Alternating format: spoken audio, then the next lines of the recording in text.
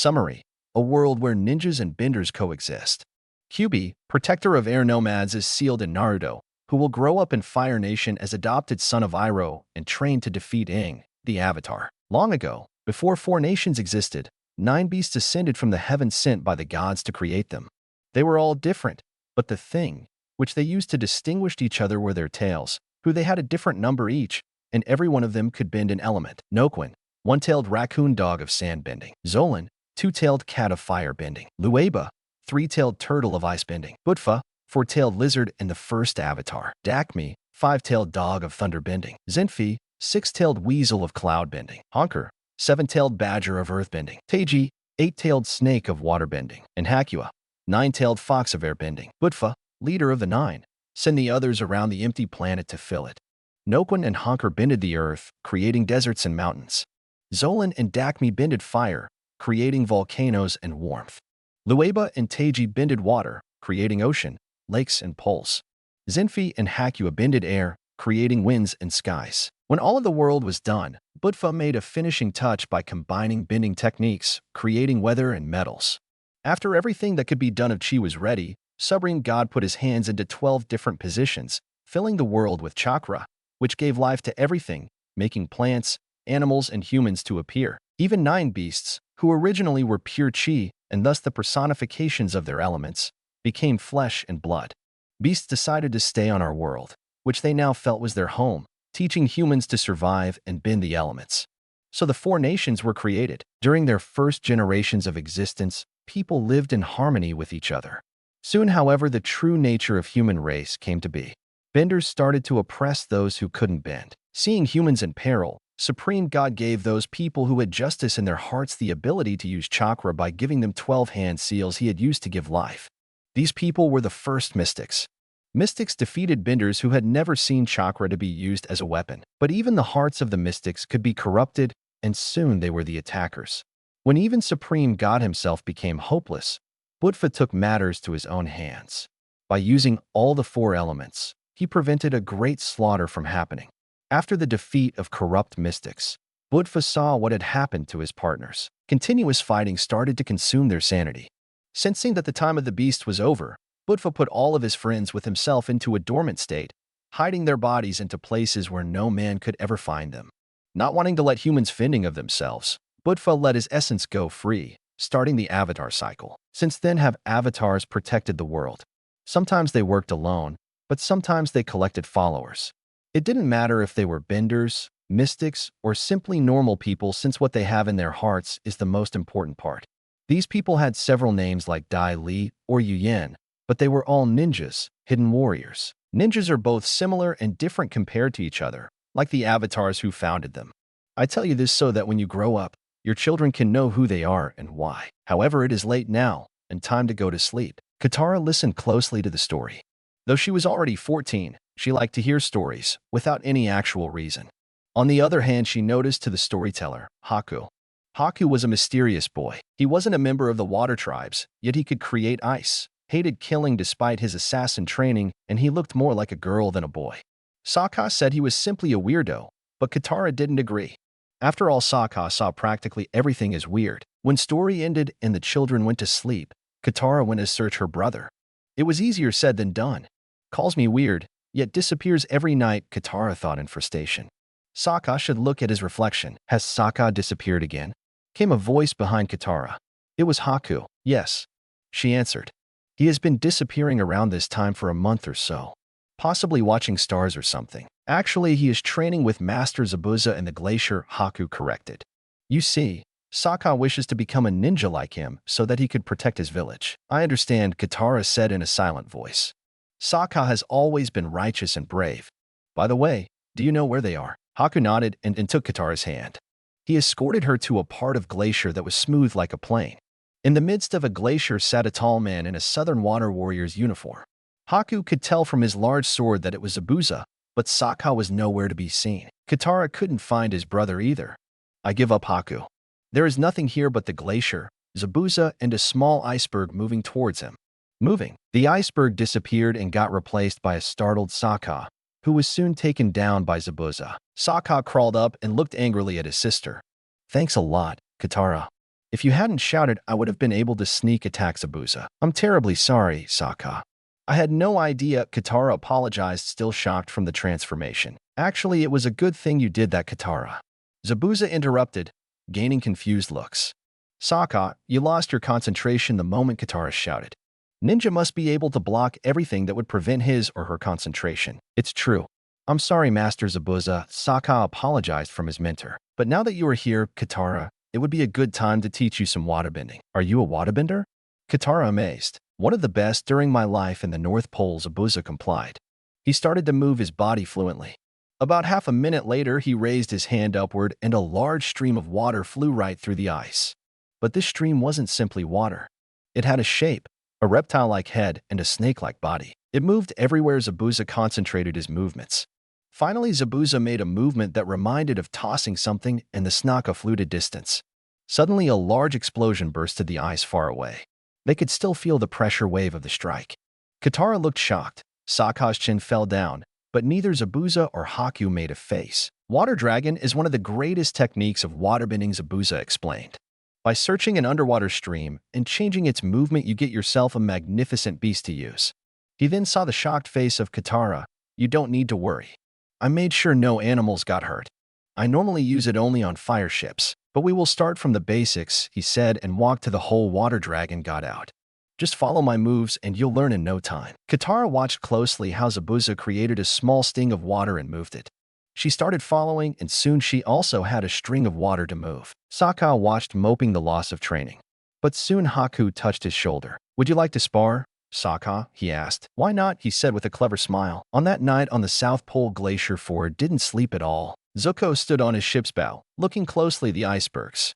Though he had been here before, place didn't seem the same. Icebergs changed shape in places. That is why Zuko liked them. Many would have seen him a weirdo for liking icebergs, but it was mostly because he had been forced to be with the same people for 2 years. Zuko wished that his uncle Iroh and cousin Naruto would change their personalities or simply float away, but no. Iroh didn't really take the fact that he was also exiled like Zuko. Sometimes it seemed as he saw his exile as a vacation, concentrating more on relaxing with a cup of tea and playing Pai Sho. Naruto, however, was even worse. If Iroh was lax, Naruto was hyperactive, constantly playing pranks and eating at least 5 cups of ramen a day. Even a thought of that gormandizing made Zuko's stomach twist. Otherwise, those two had pretty much same personalities. On the other hand, that was the only thing in common with them. Iroh had a gray straight hair and a top knot with brown eyes and a heavy build, while Naruto's hair was spiky and blonde. Eyes were blue and his body was small and thin, despite his appetite. Even their bending techniques didn't match. Iroh was a normal firebender, but Naruto was able to bend air, something that should have disappeared almost a century ago. Yet Naruto had been on Iroh's side since he was a baby. Zuko couldn't understand it at all. Luckily, there were also those who changed. After a year of exile, Fire Lord had allowed Zuko to take a ninja unit to back him up. First unit given to him was specialized in martial arts, necessary in defeating Avatar. The unit was led by Mato Guy, self-proclaimed Green Beast of Fire Nation. He was pretty annoying even to his students, excluding Rock Lee, continuously talking about youth and challenging everybody to competitions. On the other hand, he was a genius firebender and martial artist, capable of defeating dozens of benders alone if he wanted to. He was also a great researcher of bending and knew exactly what was needed to activate a certain bending skill, which even though he himself could bend, only fire gave him the advantage. He was actually the one who taught Naruto airbending, so Zuko was capable of withstanding Mato Guy pretty easily, since Zuko's bending skills had improved greatly after his arrival. Guy's students, Rock Lee, Niji, and Tintin, were also powerful, but each had a nasty part in personality. Rock Lee, Mato Guy's top student, was like a clone of him both in body and personality, except Lee wasn't capable of either bending or molding chakra, though he could use the latter in some degree. Niji, a member of the Hyuga clan, was a great mystic capable of damaging organs and widely known as a genius himself. Zuko practically hated him since he always saw everyone being bound to fates, saying once that Zuko would never return to Fire Nation. Tintin, the sole female and a weapons specialist, could be said to be the single voice of reason in the group. Zuko could get pretty well along with her, but nothing else was between them. Later, Guy's team had to leave in order to perform missions in their homeland. Zuko could, however, choose another team, which he did. His current team was led by Kurenai Yuhi, illusion specialist, and an expert tracker.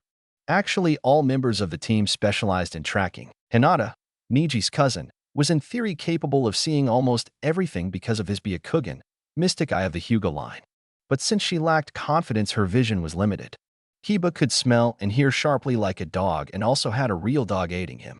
On the other hand, Kiba also acted like a dog. Shino, the final member, had his body being fused with small beetles which could both track and fight. He was a somewhat mysterious character, keeping his emotions out of the way. But in general, Zuko got better along with them than with the first group. The actual reason Zuko looked at the icebergs was that he was looking for the Avatar, mysterious being capable of bending all four elements. Trackers were also on the bow wearing armors like Zuko. Too bad nobody wasn't on its top today. Hinata was desperately trying to see better. It's no use. I'll never find anything, she gave up sadly. Kiba's dog barked. You're right, Akamaru, Kiba answered. There is too much water to smell. Also, we don't know Avatar's odor. Why aren't you doing anything, Shino? Zuko asked from the boy with somewhat annoyed voice. It is too cold, he answered. If I released my Kakechus, they would freeze to death. Meanwhile, Kurenai and Iroh played Pai Sho on the other side of the bow. It is good to see you again, Kurenai. Iroh started a conversation. Same with you, Master Iroh, Kurenai continued. But I'm still sad because Fire Nation is in crisis. Crisis? What kind of crisis? There are rebellions everywhere. People are getting sick of constant warfare. Fire Lord doesn't seem to realize that while more and more money is spent on the military, civilians live in poverty. If this continues, our homeland will be in a civil war. It is true. However, peasants are no match against the Fire Nation army. Perhaps not the peasants, but Itachi is. Suddenly, Iroh dropped a tile. Itachi Uchiha was one of the greatest ninjas in the Fire Nation. Uchiha clan was a fire-bending ninja clan possessing a Sharingan, an eye capable of copying jutsus in the genes of its members. Itachi was exceptionally strong since his early life. Iroh had known him. He was a nice kid taking the needs of others before his own, even though the others did the opposite. Later, he possibly grew mad or something, slaying all the members of the Uchiha clan in Fire Nation, leaving only his younger brother Sasuke alive. After that, nobody knew what happened to him, but according to rumors, he left to the Earth Kingdom, where he was welcomed as a hero. Do you mean that Itachi has returned? Iroh asked nervously. I'm not sure. Kurenai answered. There has been some rumors about a group of warriors dressed in black robes with red clouds, who are not loyal to any nation. Some say they simply help people for money. Others say they are trying to awaken rest of the sacred beasts. Itachi was seen wearing a costume like that. Well, if he is planning something, I am ready. By the way, where is Prince Naruto? Isn't he normally pulling panks at this time of the day? As his father, I would say he is in the galley. Cooks are often working extra because of his obsession of ramen. Kurenai chuckled. Just like your obsession with your tea. About being his father, when are you going to tell him? Tell me about what? Came a loud question. Naruto had arrived on the table. He was also wearing an armor, except his armor was orange. Iroh started to wonder what to say. Should he lie or tell the truth?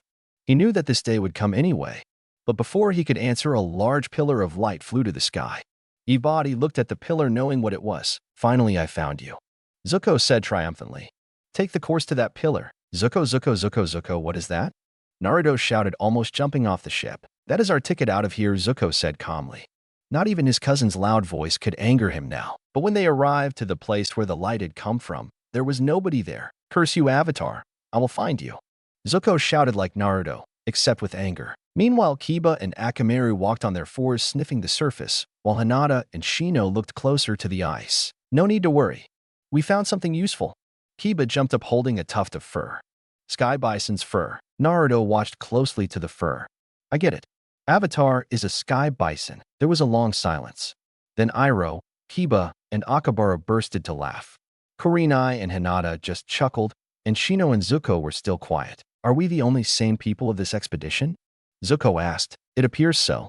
Shino answered. Anyway, we know now that he came from the air nomads, so he is the same who disappeared 100 years ago. But since there is fur but no corpse, I would say the Avatar was trapped into the ice for years, maybe decades, since even though a human can live over a century, a Sky Bison rarely reaches the age of 80. He woke up from a long dream and left as soon as possible. What we need to do now is to concentrate on finding the bison. It is currently swimming to get cover from the icebergs, because if it flew, we would have seen it already. Hinata must concentrate on finding heat, which should be easier in these cold waters. Oh, okay, Shino. I will try my best, Hinata tattered. Hinata concentrated harder than ever, finding a large source of heat in the water. Oh, over there. Everybody boarded the ship following Hinata's vision. During the journey, Naruto retuned to the galley and Iroh and Kurenai to their game.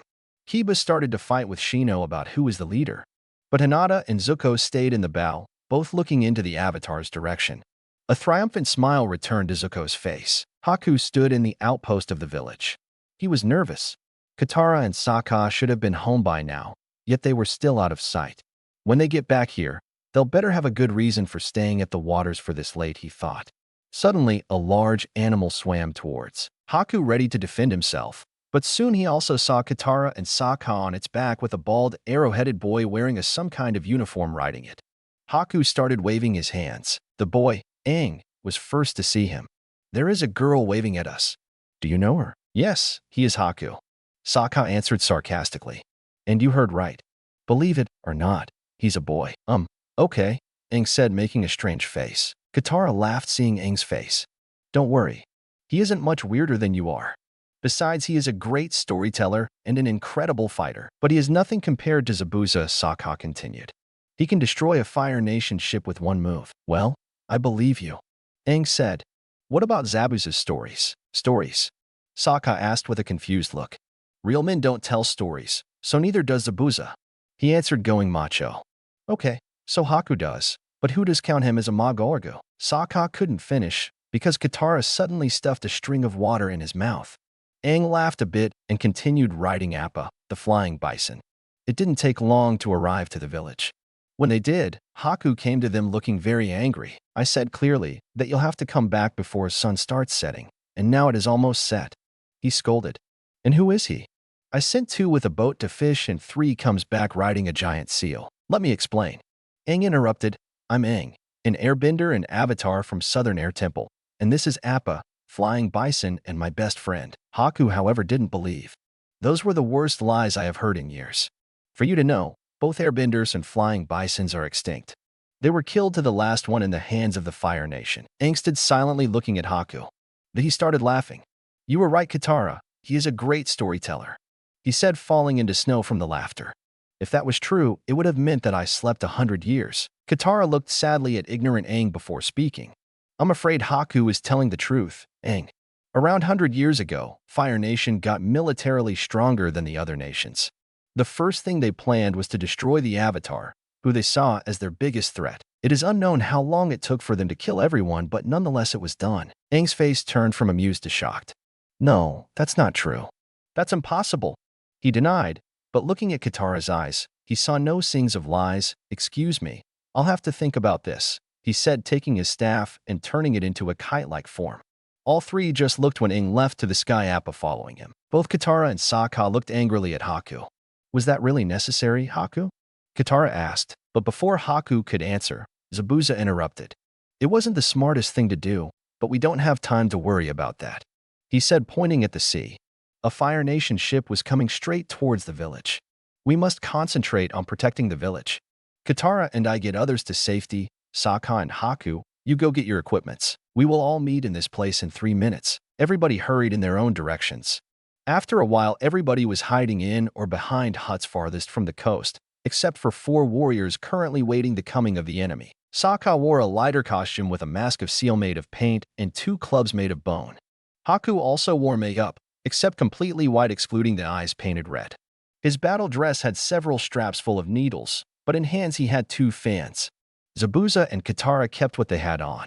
Ship came closer, hitting the coast. A hatch opened, revealing several warriors in red armors led by a boy with scarred left eye. Where is the Avatar?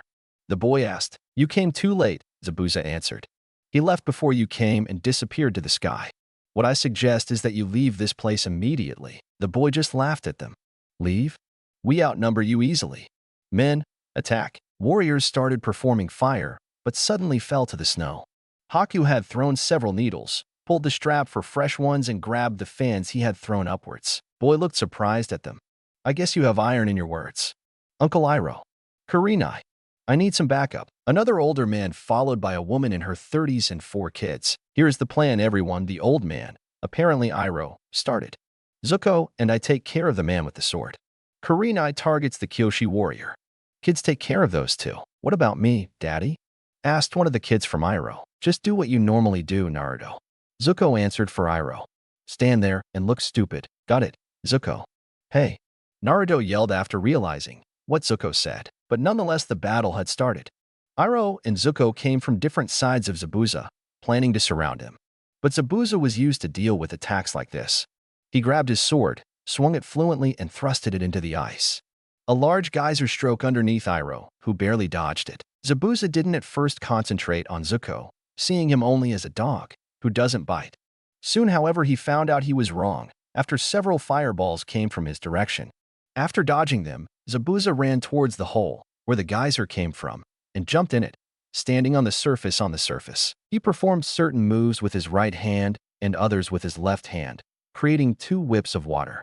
Now Zabuza had the upper hand, but how long? Haku, on the other hand, had some problems. For some reason, he got himself captured by a large cherry tree, grown out of nothing. This Karine must be a great life controller, he thought. I must think something fast. But he didn't have time, because Karine suddenly appeared out of the tree. It is a shame you will die here, young Kyoshi, she said. You have potential of becoming a great ninja, but now your friends will see you die. Suddenly Haku snapped. Friends. He hadn't seen his friends anywhere, and he wasn't even in the same place. An illusion. After realizing that Haku blocked Karine's kunai with his hand, that wasn't bound at all. Soon they were both back in the village, looking at each other. Have to say, kid, I am impressed, Karine admitted and came again towards Haku. But the fight is not over. Meanwhile, Katara and Sokka were fighting against 3 kids. What they could hear from their speech, the girl was Hinata, boy with a dog Kiba, and the other boy Shino. All of them used hand-to-hand combat. Katara got the upper hand. According to Sokka's analyze, Shino wasn't used to fight with his hands, so he must have used something else normally, but it was unclear. What? Hinata, on the other hand, used mainly as some form of martial art, which utilized chakra, giving even a touch of her dangerous. However, she seemed unsure about her strength, weakening her. Kiba was possibly strongest of the team. Using his dog to aid him in attacking made him dangerous. He also used spinning attacks, making other fly from the strike. They are younger and inexperienced compared to us, but if they synchronize their moves, they can defeat us. Sokka informed her sister. You keep those 2 busy, I'll take care of the dog boy. Katara did what was told. Kiba started spinning again towards Sokka. Sokka crouched down. When Kiba came spinning towards him, he struck his index and middle fingers into the tornado, sending it towards Hinata and Shino. A large scream of agony was heard when Kiba went out of control and crashed onto his teammates. What did you exactly do? Katara asked from his brother. Sokka thought a moment for his answer. Better you don't know. But their triumph was short-lived, because both of them flew backwards by a gust. When they looked towards the gust, they saw the 4th boy, Naruto, standing on 1 foot with his arms spread like a bird. It took me a while to realize that Zuko just joked, he said, smiling. But now it's time to get serious. Naruto made a high kick with his airborne feet, making another gust. But it didn't hit, because it was blocked by another one. Aang had returned and landed between sibling and Naruto. Sorry. Meditating took longer than I, though. He apologized from them before turning back to Naruto. If you are going to attack my friends, you'll have to go through me first. But Naruto didn't attack. Instead, he looked at Aang confused. Aang came the name from his lips with a deep voice. Aang wondered how he knew his name. He hadn't told it. But even more surprises came when a large red aura surrounded Naruto, turning his blue eyes into slits. Aang took a defensive position, but it was unnecessary, because the boy talked instead. Aang? Is that you? He asked in a scary, monstrous voice. But Aang wasn't scared, but surprised, since he recognized the voice. Hakua? He asked himself. Katara was also surprised after hearing the name. It was the same as that of the 9-tailed fox of airbending. But could this boy really be Hakua? Hakua looked at the body he had. So this is the child Hokage sealed me in. He then looked at Aang. Yes, it is I, though not in my own body. I'll explain later. Hakua came on 4 feet and rushed towards Karine, striking her down. Then he made 2 gusts with his arms, knocking Iroh and Zuko. But he didn't stop there, but kept beating them continuously until stopping. You have no right to live. Hakua yelled at fire people. This glacier will be your grave. Don't do it, Hakua. Please. Don't do it. Aang begged with tears in their eyes. Hakua looked back at Aang. Why would I let them live? They killed all of the air people, only to get you. Genocide for genocide is all they deserve. Aang was close to bursting in tears. Hakua would have never done something like that. He was my friend, who taught me that nobody is evil. But what you do is evil. You are not Hakua. Aang started glowing from the eyes, mouth, and tattoos and came rushing towards Hakua, hitting him hard. Normally Hakua would have simply blocked, but now he had snapped. He truly wasn't himself. After the genocide, it took him 20 years to be reborn, which after he started his one-man crusade to destroy Fire Nation, slaying down armies and even his corrupted siblings. Fight after fight, he became more and more insane. All the thoughts came rushing to his mind. But he knew what to do now. I won't be able to stay much longer, he said silently. They are now too weakened to take you with them, so they will retreat. What you need to do now is to find yourself teachers to learn bending from. When the time of the spirits arrive, search for Avatar Roku, he will tell you everything. I will stay here and regain my sanity. I also want you to know, words are not enough. I am sorry. After saying the last words, a tear fell from Hakua's eye. Red aura disappeared and Naruto's unconscious body landed down. Zuko was first to get up. Now it's our chance. Let's get the Avatar. No, Prince Zuko, Iroh interrupted. Hakua is now too weak to fight. You will have your chance later. Zuko grunted, but understood his uncle was right. All of the fire soldiers limped back to the ship. Iroh, however, took his time taking Naruto with him. No time to take the Avatar, but time to take the demon? Zuko asked, but silenced after Iroh looked at him with a glare that scared even him. Aang watched as the ship left and disappeared into icebergs. He sat down. So much had happened in minutes, it was confusing. So much to do, and so little time. Aang had planned to play games after leaving the pole, but he wasn't sure he had time anymore. But after Haku suggested that Aang thought about it after some sleep, he agreed. On the next day, members of the tribe helped out with preparing Aang to leave. Katara and Aang prepared to leave, while Zabuza gave the instructions. North Pole is in the other side of the planet. There you find teachers for waterbending and ninjutsu. But don't go straight forward, or you get caught more easily. The best way to go is by traveling through the continent of Earth Kingdom, where you can hide in the vast landscape. When you arrive to the North Pole, be careful not to insult anyone. Ninjas hiding in mist are ruthless and love to fight. Katara, before your arrival you must disguise yourself as a boy. Northern Water Tribe don't allow females to learn waterbending excluding healing. Sokka. Now, when you become a ninja, you must know the symbols of each ninja school. Each ninja school uses a certain symbol to show who is enemy and who is ally. If you meet a person who has an hourglass, rock, waterfall, grass, or raindrops, you have met an ally. But if he has a leaf or smoke, you have met an enemy. However, there are several schools I don't know. Also, some ninjas work as freelancers. They don't use symbols, so watch out for them. To ensure your safety, Haku will come with you. What? Came Haku's question. I will stay here. I promise to protect your life, Zabuza. I don't need you anymore. Zabuza said. When we originally met, I trained you to be my tool. But after I gave up on taking over the North Pole, I kept you as a companion. Finally, I saw that you have a destiny different from my own. Aang is still young and needs all the help he can have. As a last order from me, you'll protect the Avatar. Haku nodded, understanding the situation, and jumped onto Appa. Aang made a sound and the flying bison took off. Katara, Sokka, and Haku looked down at the village somewhat sadly. On the other hand, they were excited for the future journey. Haku smiled. Well, I do still have Momo. Aang turned around. Who is Momo? He asked. You'll see, Haku answered. Let us stop in the Kyoshi Island for a while. Aang smiled. Why not? I have always wanted to ride an elephant koi. Appa flew over the southern sea, controlled by Aang. But the big animal was not concentrating on flying, though it wasn't dangerous, since as a sky bison flying came naturally to him. Nonetheless, he currently concentrated on thinking about the happenings of yesterday. Appa could feel the sadness and confusion of Aang, his master and friend, of the current situation. Just yesterday, Aang had found out he had slept for a century, his people being destroyed and Hakua having turned into madness. Appa was also sad, not only because of these current happenings, but for the fact he was unable to comfort his lifelong friend. Because even though Appa could understand Aang speak, Aang couldn't understand his. He could only hope that someone else could make him feel better. Is something wrong, Appa? Aang asked. You seem to be different from normal. If only you could understand me, Appa thought, sighing. Maybe he also misses his friends, Haku suggested. It is hard to realize that all you knew are gone when you just awake. But what I believe is that even though your beloved ones are gone, you will see them again. What makes you think that, Haku? Aang asked curiously. Avatar has reincarnated so many times nobody actually knows. When it begun, Haku reminded. Thus I have a feeling that other people also reincarnate. And even if you don't meet them in here, you will surely meet them in heavens. Aang smiled. It wasn't exactly the best comfort, but it worked.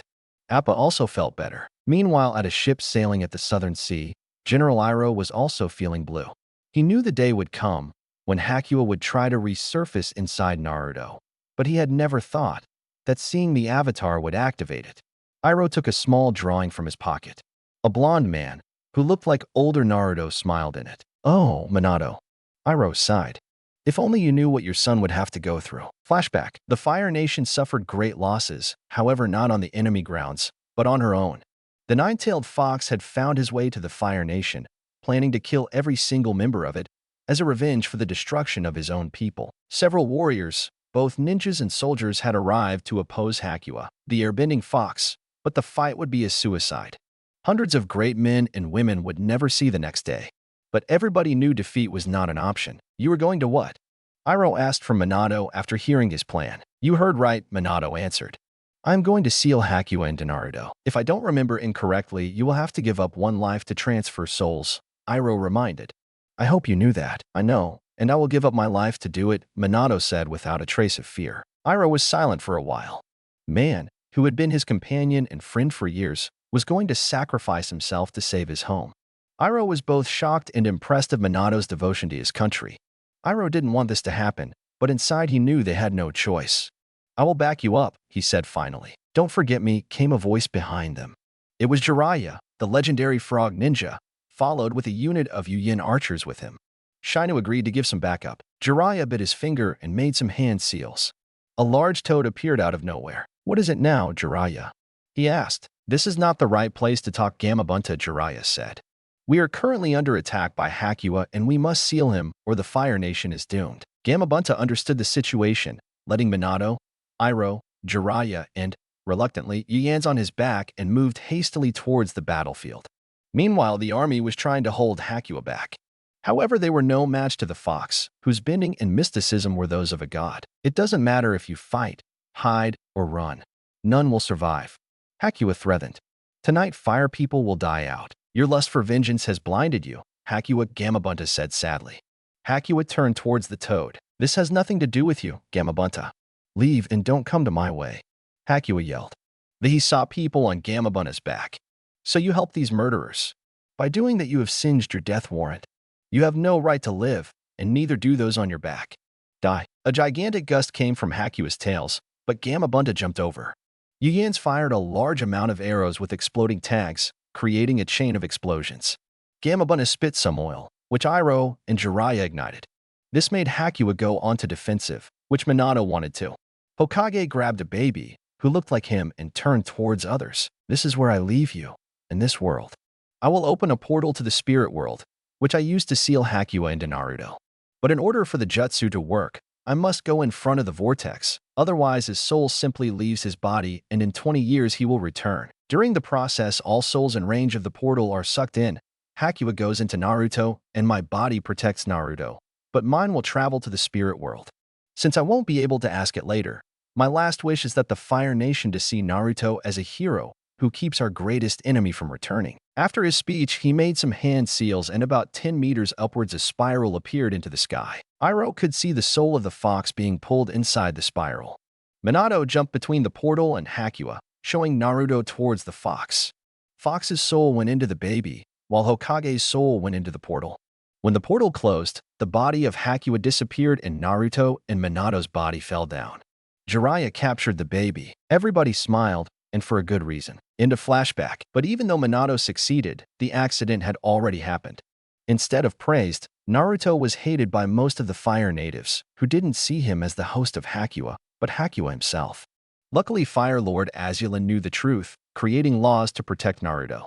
After Iroh adopted Naruto, he became a prince, getting also the love he needed. Naruto lived a pretty happy life, not knowing what others did.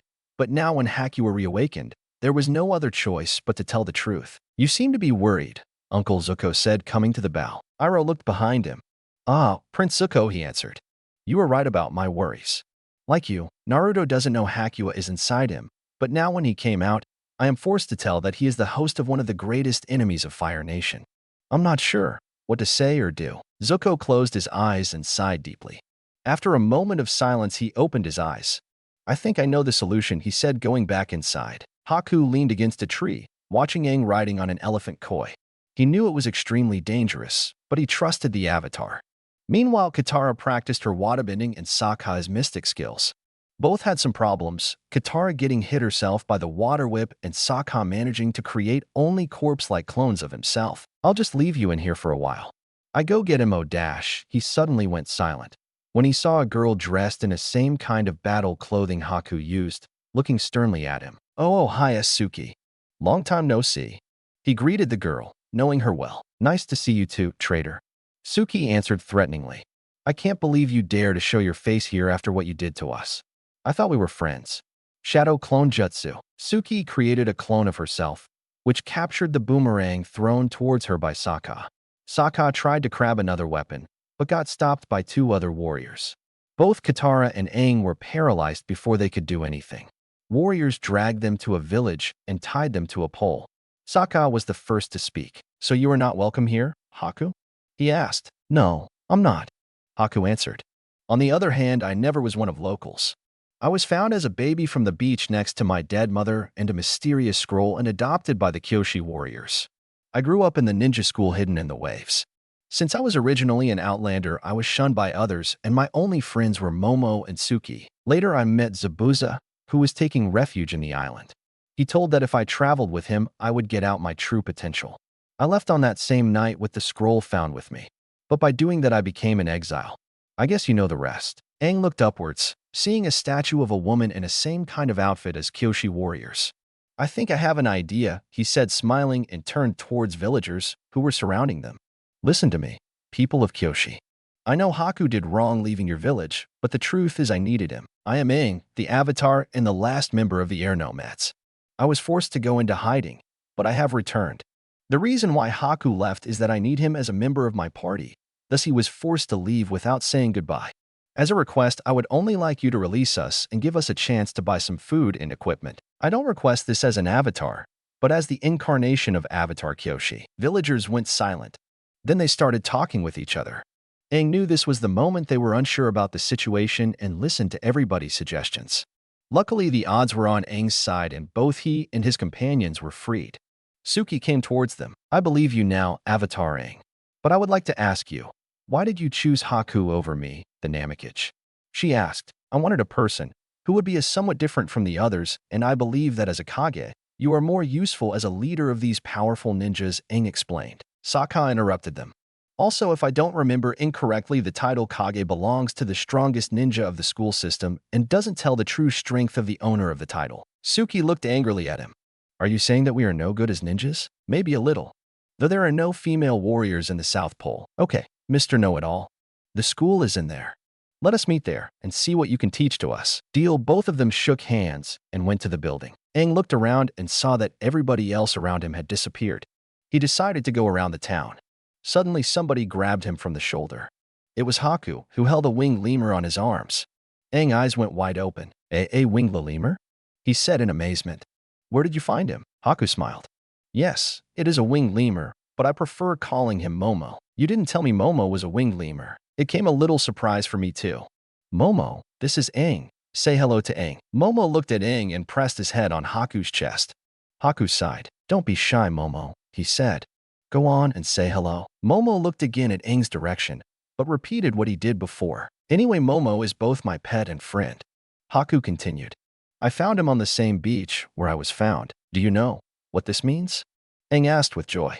There might be some air nomads left in the world. Haku decided to keep his mouth shut for a while.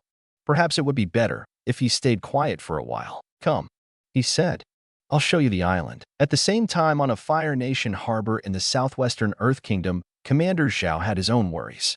Since his promotion, there had been several setbacks, which threatened his title as an officer.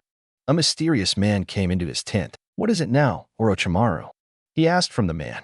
I hope it is not bad news. Indeed it is not, Commander, Orochimaru answered with a voice like a serpent. The Avatar has returned. Zhao turned towards Orochimaru. How is that possible? I traveled to the spirit world. When I arrived to the Serpent area, I heard that Onagi had seen the Avatar, an airbender named Aang, in the Kyoshi Island. I know that you do nothing for free. What do you want in exchange? Just some troops to search for Zhongs and Ganjins.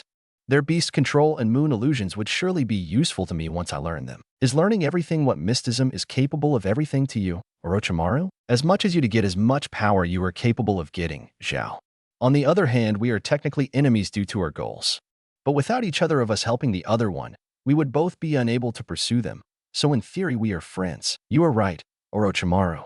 So, what is your plan? I'll take over Onagi's mind and body and soul to use it as a weapon either to kill or capture the Avatar. Just bring him alive.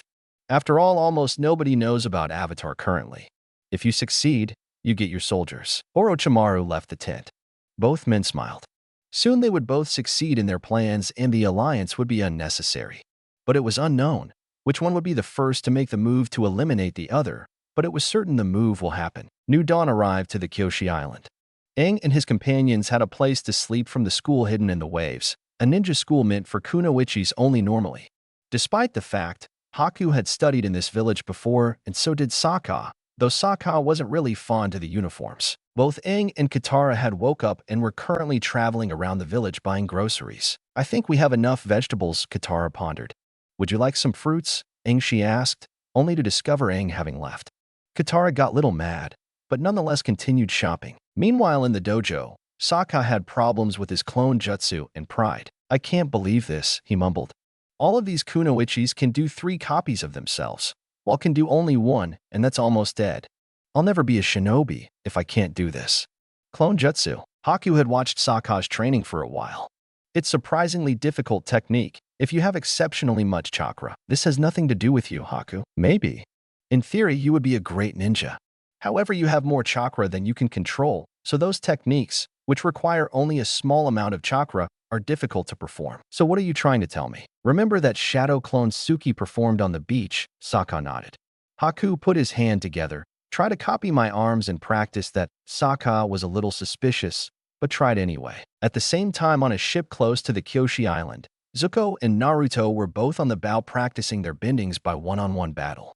Zuko wore his normal armor, while Naruto had a green jumpsuit. Get ready, Zuko. Here comes a hard one. Naruto informed, jumping into the air. He then kicked a large gust towards Zuko, who easily dodged it. Don't inform me, Naruto, Zuko ordered. The Avatar won't tell his moves to us. We must both use our reflexes and senses to prevent his strikes. Naruto agreed and continued his attacks. After about half an hour the fight ended. Zuko won, but just barely. Both of them smiled at each other and rose up. Iroh came towards Zuko. Have to say I am impressed, he said. How did you get Naruto back into normal? It wasn't an easy task, Zuko told. Flashback. When I went to see him, he had chained himself to the wall of the prison cells. Zuko? What are you doing in here? I'm going to get you come out again. Don't come closer to me. If that thing inside me gets out, you are doomed. I tried to encourage him, but to no avail. Listen, Naruto. You cannot allow it to defeat you. After that he bursted into tears. It has defeated me already.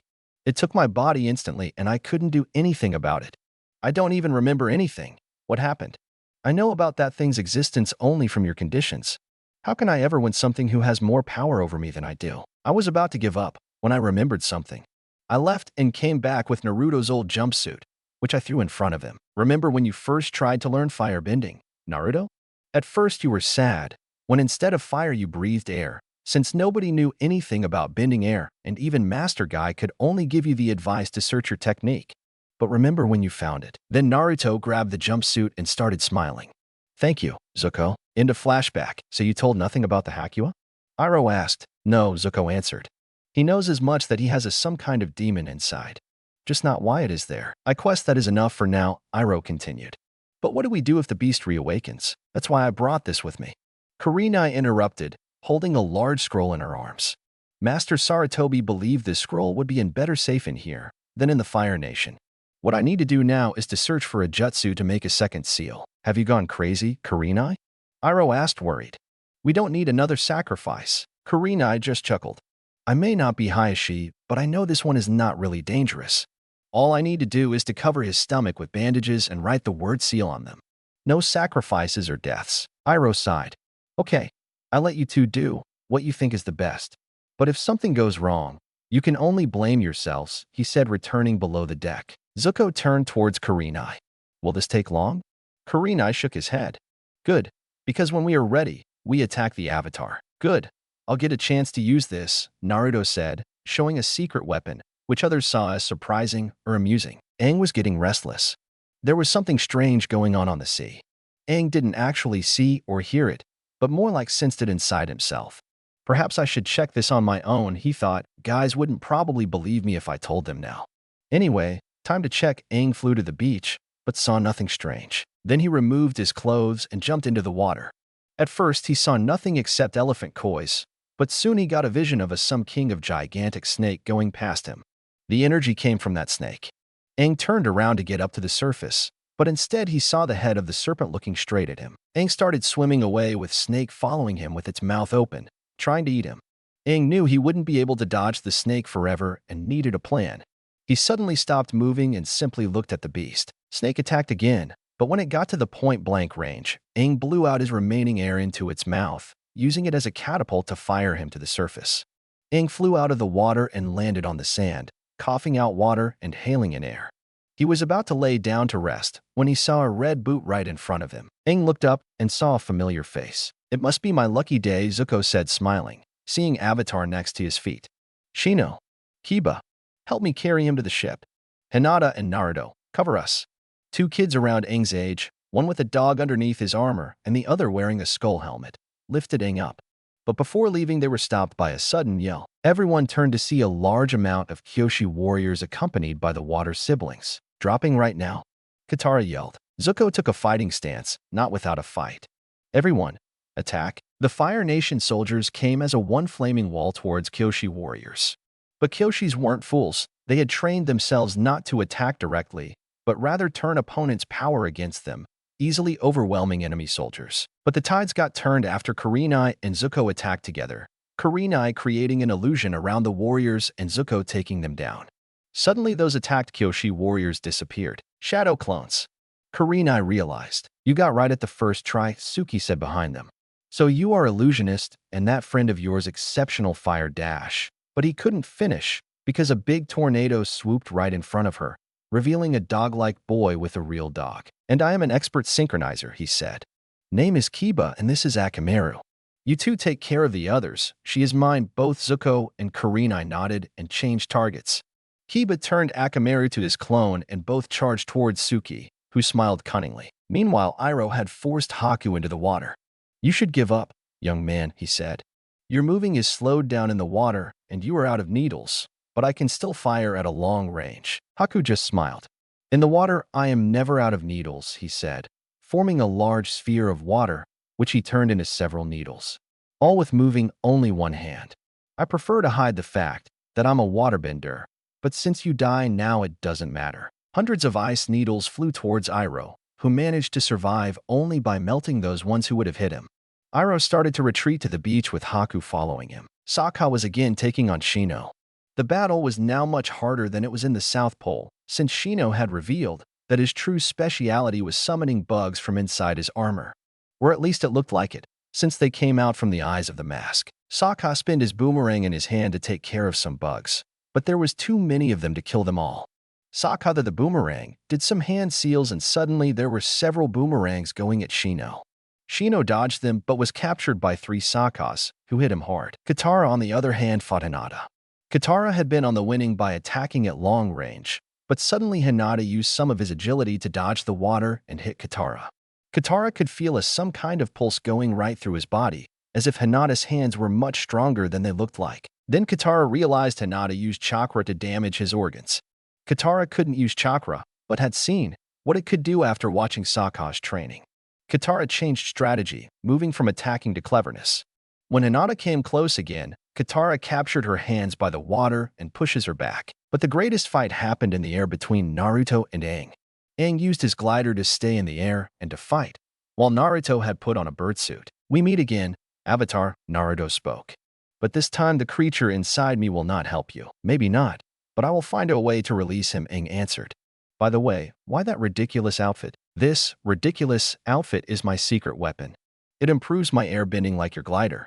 The best way to kill a boy who flies like a butterfly is to fly like a bird. I have to admit, it is clever, but it won't help you against this. Aang used his staff to create a straight line of wind, which Naruto dodged.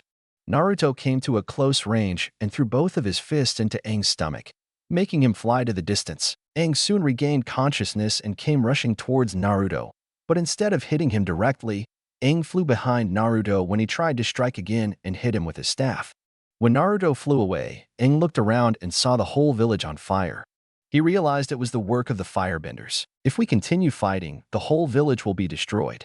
We must leave.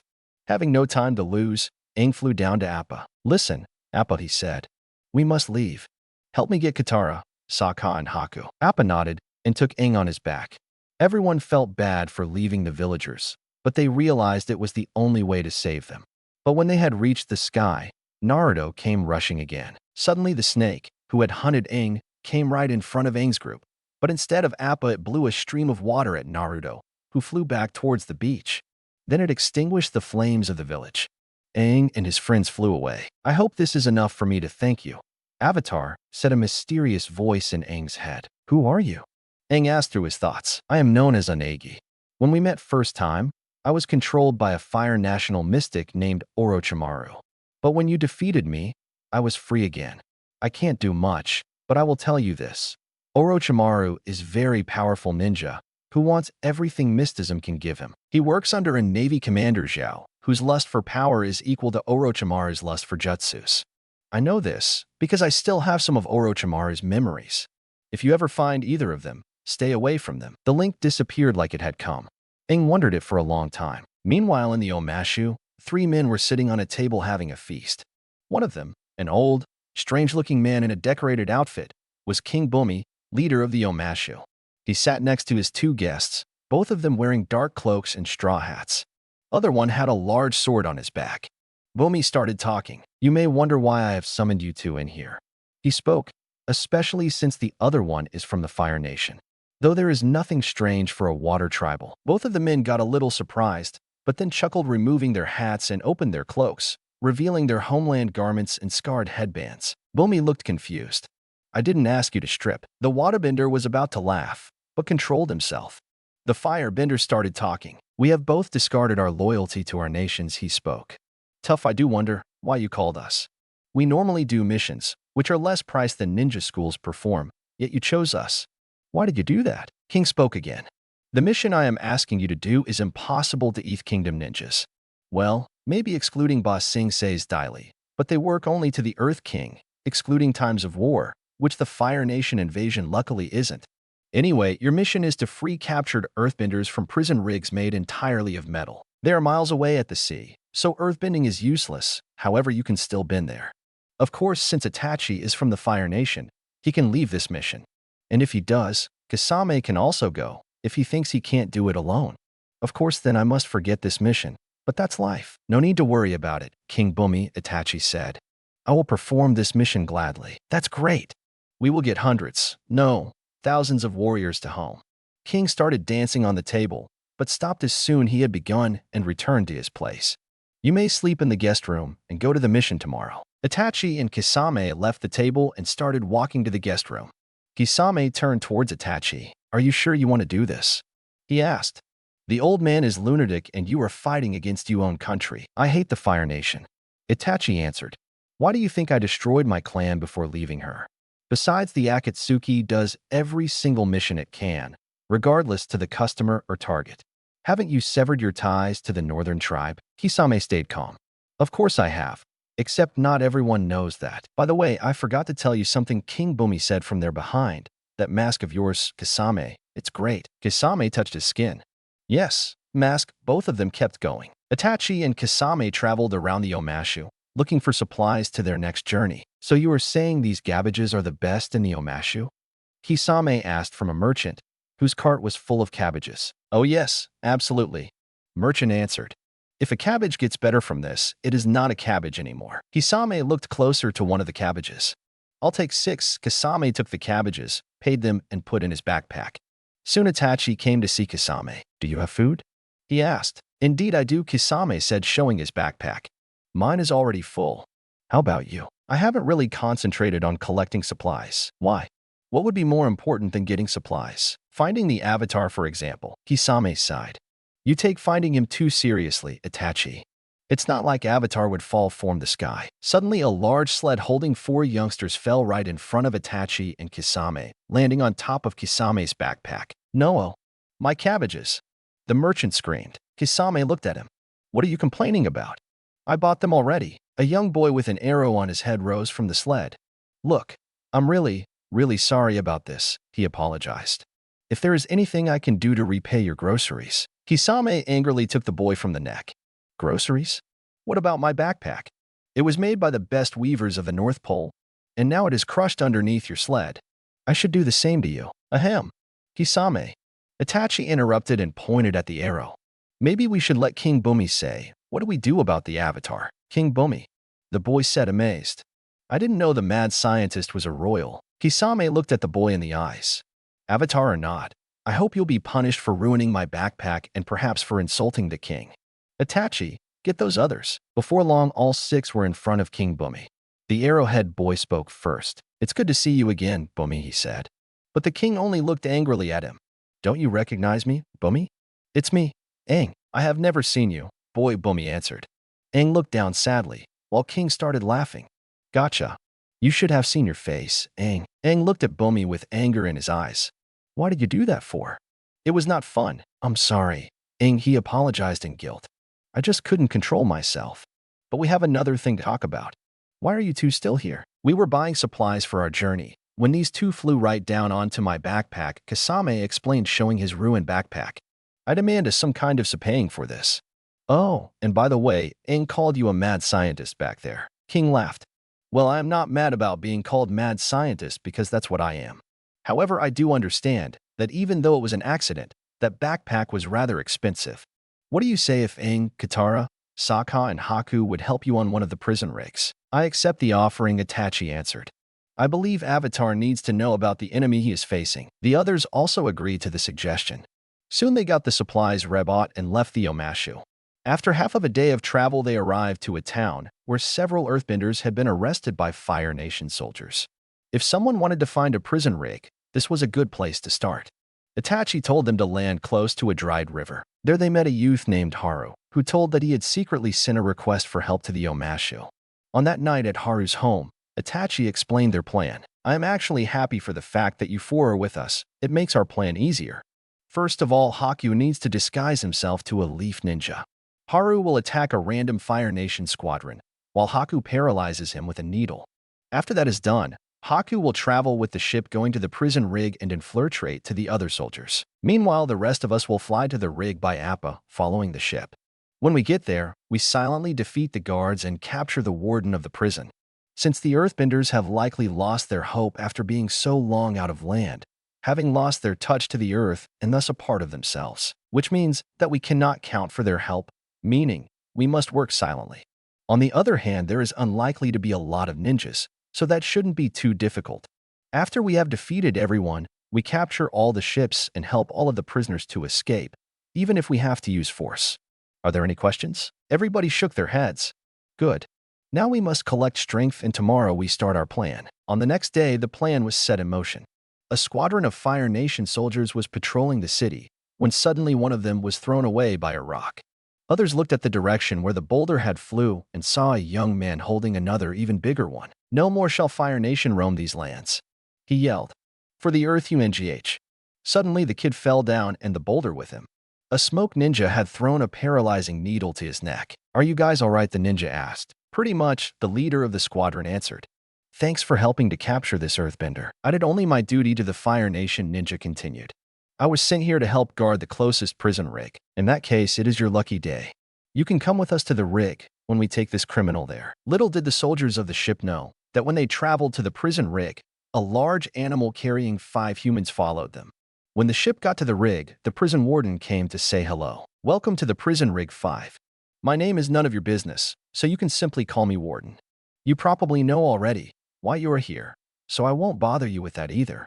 However, you are not here exactly as prisoners, but more like honored guests, despite that this place is still a prison. So unless you want to be punished rather cruelly, you'd better to cooperate with us. Also, you should know this place is completely made metal, which you are unable to bend, but it doesn't prevent us from bending. So if you try mutiny, we have the upper hand. Since you are newcomers, I'll allow you to meet the other guests and rest for a while, and you start working tomorrow." After the speech, Haru and the other prisoners were taken to a large open area, where there were other prisoners. He saw a man who he hadn't seen in 5 years, his father Tyro.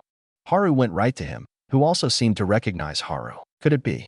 Tyro asked from himself. "Is that you, Haru?" "Yes, it's me, father," Haru answered, putting his arms around his father. "It has been so long since we met last time. But you don't need to worry, we'll get you out of here." Tyro looked at his son and sighed. "You shouldn't have tried it. You can escape with the rescue team, if you want. I stay here." "What are you saying, father?" "Of course you come with us." "I'm afraid I can't. I'm not saying I don't miss freedom, but I have no reason to escape. I have lost my touch to the ground, like all the others." "Listen to me, Haru. Get contact to the rescue squadron and tell them to retreat. Leave this place until you become like me." Haru left his father and sat towards the shore, putting his head on his knees. On the night Haku came to meet Haru. "We are ready to start the operation, Haru," he spoke. "Just tell when you're ready." "I'm not sure if I want to leave," Haru answered. "These people have lost their hopes completely.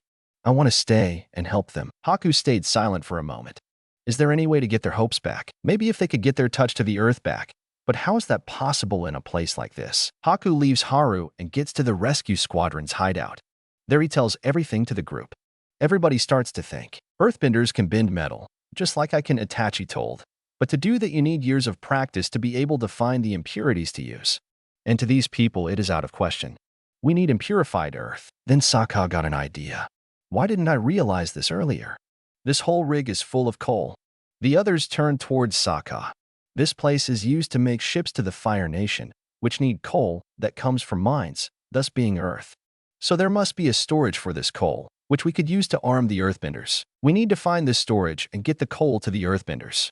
Listen, I have a plan. The plan was set in motion immediately. Itachi and Haku returned to the earthbenders, paralyzing the guards on the way. Meanwhile, rest of the team started looking for the storage. After finding it, Sokka discovered that it was almost right underneath the prisoner area, though several meters underground. Kisame banged the roof with his sword, creating an echo, which Itachi, who had pressed himself to the floor, felt. Itachi bended the metal, opening a path to the coal to travel, which Aang used to push the coal up. When everybody were back to the prisoner area, they gave 2 pieces of coal, one for each hand, to all of the earthbenders. When the dawn came and the prisoners woke up, they felt something they hadn't felt in years. Haru returned to his father. "It's all right, father. It's coal, part of the earth, and we have more if you need." Tyro levitated the pieces of coal. "I can't believe it. After all these years I can still bend earth." "Drop that coal," came a voice. It was the warden. "You may have returned their touch to the earth, but you can never get their courage back." You 6 failed. Then he discovered that none of the earthbenders had dropped the coal. "I said drop the coal. Drop it now." Everybody prepared their fighting positions. "Fine, you can only blame yourselves. Attack." Guards of the rig fought well, but were no match to the outnumbering earthbenders and the rescue team. Less than a minute the rig had been taken over and everybody prepared to leave. When the ships traveled back to the Earth Kingdom, Sokka came to meet Itachi in person. "You are not an earthbender, are you?" Sokka asked. "When we were on the rig, you used metal, but never even touched the coal." Itachi looked at Sokka. "You are a smart kid," he admitted. "And yes, I'm not an earthbender but a firebender, a fact I hate. You see, I invented the fire form of metal bending after traveling to Northern Air Temple and meeting a scientist known only as the Mechanist. He gave me an object that can bend metal." Itachi gave a U-shaped object in Sokka's hands. Sokka looked closely to the strange object. "What is this?" he finally asked. "A magnet. If you put it close to certain small objects made of metal, they will attach to it. But it is very difficult to attach 2 magnets to each other. I learned to bend metal by accident. Some firebenders can also bend electricity, which lightnings are, for example. One day I was practicing my electricity bending when my lightning accidentally hit a metal plate. Having missed my true target, I started creating a new one, when suddenly that same metal plate came right into me. I stopped, and the plate dropped down. After several more tries, I could move the metal. According to Mechanist, as an electricity bender, I have a personal magnetic field or something, which I can use to magnetize other metals. But I didn't lie about earthbenders being able to bend metal. The difference is that when earth form uses the impurities in the metal, while fire form uses the metal itself. Itachi went quiet for a while, but continued. Maybe you should meet the mechanist, Sokka. You two have a lot in common. He lives in the Northern Air Temple close to the North Pole. I believe Aang knows the way. When you are there, could you help him in one thing? His home has been discovered by the Fire Nation, who demand him to create weapons to them. In exchange, though, they also allowed him to establish a ninja school to give him additional funds. Most of the ninjas are banished Fire National ninjas, who may or may not still hold nationalism in their hearts. When you go there, look for a ninja named Yujito. She is my friend, and also see if the Cloud Ninjas could help Mechanist. They may either hate or love their home, but Yujito only cares about the Mechanist. She also has the same kind of secret as true hero of the Fire Nation, who is hated by those who should respect him. Sokka listened intensely. I'll try to help both of them if I can. Meanwhile, Aang was walking around the ship and saw Katara looking angrily at the sea. He went closer. Is something wrong, Katara? Aang asked. Looks like you would have lost something. Katara sighed. I haven't lost anything. I just have a strange feeling that I was supposed to have a much bigger role in this story than using my waterbending to knock a few guards. If I don't remember incorrectly, I have barely spoke. It is like something was stolen from you, yet there is no way to prove it. I know it is crazy, but that's how I feel. Am I going crazy or something? If you have a feeling that your role is changed, you're not. Kisame, who had heard the conversation, answered. I'm a neutral person, but I have a feeling I'm supposed to be evil. The thing is that Fire Nation is seen as evil and Water Tribes and Earth Kingdom as good. The Akatsuki works for all of them, but at the same time we take ourselves as the top priority. I just wonder, should I work for the Fire Nation if I'm evil, or would I be good for fighting against them? Personally, I like you being neutral, Katara answered. It's good to have some other opinions about this war. Besides, you don't have a face of an evil person, Kisame, Aang added. Kisame laughed, looking his reflection at the water. You're a weird pup, Aang. A weird pup. Katara woke up after a strange dream. She had been seeing that dream since the purification of the forest spirit.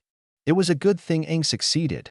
Otherwise, Haku and Sokka would still be prisoners of the spirit. Katara wondered why she was the one who saw that dream instead of some of the boys who had been in touch with the spirit world, though she might as well be able to do that for the same reason. The group was currently traveling to the Fire Nation in order to meet Avatar Roku in his temple, which Sokka seemed not to like. Why are we risking our lives to meet some guy who has been dead for over 100 years? Sokka asked about seventh time. Because we don't have a choice, Aang answered. Hakua told me to search Avatar Roku during the time of the spirits, meaning the winter solstice. When I was in the spirit world, I met a dragon who showed me a vision of a temple in the Fire Nation. That's where we must go. That's possibly the most ridiculous idea ever. Sokka continued. If I don't remember incorrectly, that creature almost killed us all. And since when have we thrusted fever dreams? Fever dreams? Aang asked angrily. Without the dream, you would still be imprisoned to the spirit world. Enough. You too. Haku interrupted. Fighting is not going to take us anywhere. Let's just go to the temple so we can return. Both Aang and Sokka returned to their jobs, while Haku came next to Katara. You also seem to have something in your heart, he said to her. Would you like to talk about it? It's not really much, Katara answered. I just have been seeing a dream. Why don't you tell it to me? Maybe I can explain it, Haku suggested. Katara looked around before starting. Dream. I was walking with you and Sokka in some sort of temple, where we met Aang in front of several mysterious objects and told us to choose one of them. I chose a chalice full of shining water and sapphires with my necklace's symbol on its surface. You took an eye, which was half black and half white, and put it in place of your right eye, while Sokka took a large book with writing only he seemed to understand. After that you left, saying you would be needed elsewhere. After that, 3 children covered in robes and 1 girl dressed in an armor came in. The shortest of the robed ones took a gourd full of sand, while the middle one took a basket full of different dolls, and the biggest one a fan decorated with arrows similar to those of Aang or Appa. Then those 3 left saying the same thing as you did, while the girl in the armor stayed. She grabbed a pig made of stone with 2 rubies as eyes. The girl removed the eyes saying she wouldn't need them. However, she didn't leave like you did. After that appeared 5 Fire Nationals, 3 kids and 2 adults, into the room. We prepared to attack, but Aang said he had waited for them and asked about a 6th one whom he was supposed to give a dragon made of fire. Suddenly a large wind blew inside and then everything went black. Dream end. After that is over, I woke up. You see, I have a strange feeling there is something important in it. Haku closed his eyes and thought. I have never heard about a dream like that, he finally said. but I believe it has something to do with us being Aang's companions. Those gifts are most likely some kind of power we will awaken. Those others are probably those who will come to help Aang. Some are for a longer time and others for a shorter. Maybe even those fire nationals who stalk us may someday be allies. If that dream continues to appear, try to see it further. That information will probably be useful. Look at that. Aang shouted. There is the temple. I certainly hope we don't meet fire nationals. Sokka continued, still skeptical. Little did they know that Zuko's forces were following them from a safe distance. Lucky to them, a strong wind blew to the opposite direction, hiding their smoke perfectly. At last the luck is on my side, Zuko grinned. Can you see them, Hinata? Why, yes, Prince, Hinata answered. The Y wind makes it a little difficult. But I can make it. But I do wonder why they are going to this direction. Iroh wondered. They are going to the Fire Nation. The Temple of Roku, Kurenai answered. When Hakua got free, I captured some words from his speak. About time of the spirits and meeting of Roku. Logically, the best options are Winter Solstice and Temple of Roku. By the way, you can stay here. I believe I have enough strength to take it from here. Iroh looked at Kurenai with amazement. Are you saying you're going to fly? Kurenai nodded, to which Zuko looked even more confused. If I don't remember incorrectly, the only one of us able to fly is Naruto, he said. How are you supposed to fly without air bending? By fire bending, Kurenai explained. Others looked at her weirdly. Sometimes when practicing, you might have been blown backwards by the flames. The fire flying follows the same principle. This technique is mostly kept in secret to hide our full potential. It is also difficult to learn and can only be used when the power of fire is exceptionally strong, like during the winter solstice, when the sun doesn't go down. It is also the very same technique used to defeat the air nomads 100 years ago. Zuko spoke. If you're going to the temple, take me with you. Kurenai shook her head. I don't have enough chi to carry both me and you. We would both fall into the sea around halfway. Suddenly Naruto interrupted. What if we both carried Zuko at the same time? He suggested. Both Kurenai and Iroh found it possible and agreed. Naruto jumped on Zuko's back and Zuko grabbed Kurenai's waist. Kurenai put her arms and legs on fire and Naruto started flapping his hands. Soon they were all airborne and flew at high speed towards the temple. Meanwhile, Aang's group had already infiltrated the temple and were moving silently. Soon they, however, discovered being lost. Brilliant, just brilliant, Sokka complained. We are inside a Fire Nation temple with no idea where to go. Haku pulled a needle from his pocket. Then we need a guide. Arm yourselves. Everyone went hiding. Suddenly one fire sage passed them. Haku gave the signal and all four surrounded the sage. Okay, firebender. Sokka spoke. Tell us where to go or you'll be sorry. Sokka, Katara scolded. I'm sorry about my brother. He's not exactly the smartest of us. Anyway, we are not going to hurt you. We only need to get Aang to a place where he can meet Avatar Roku, so we can leave. Fire Sage chuckled.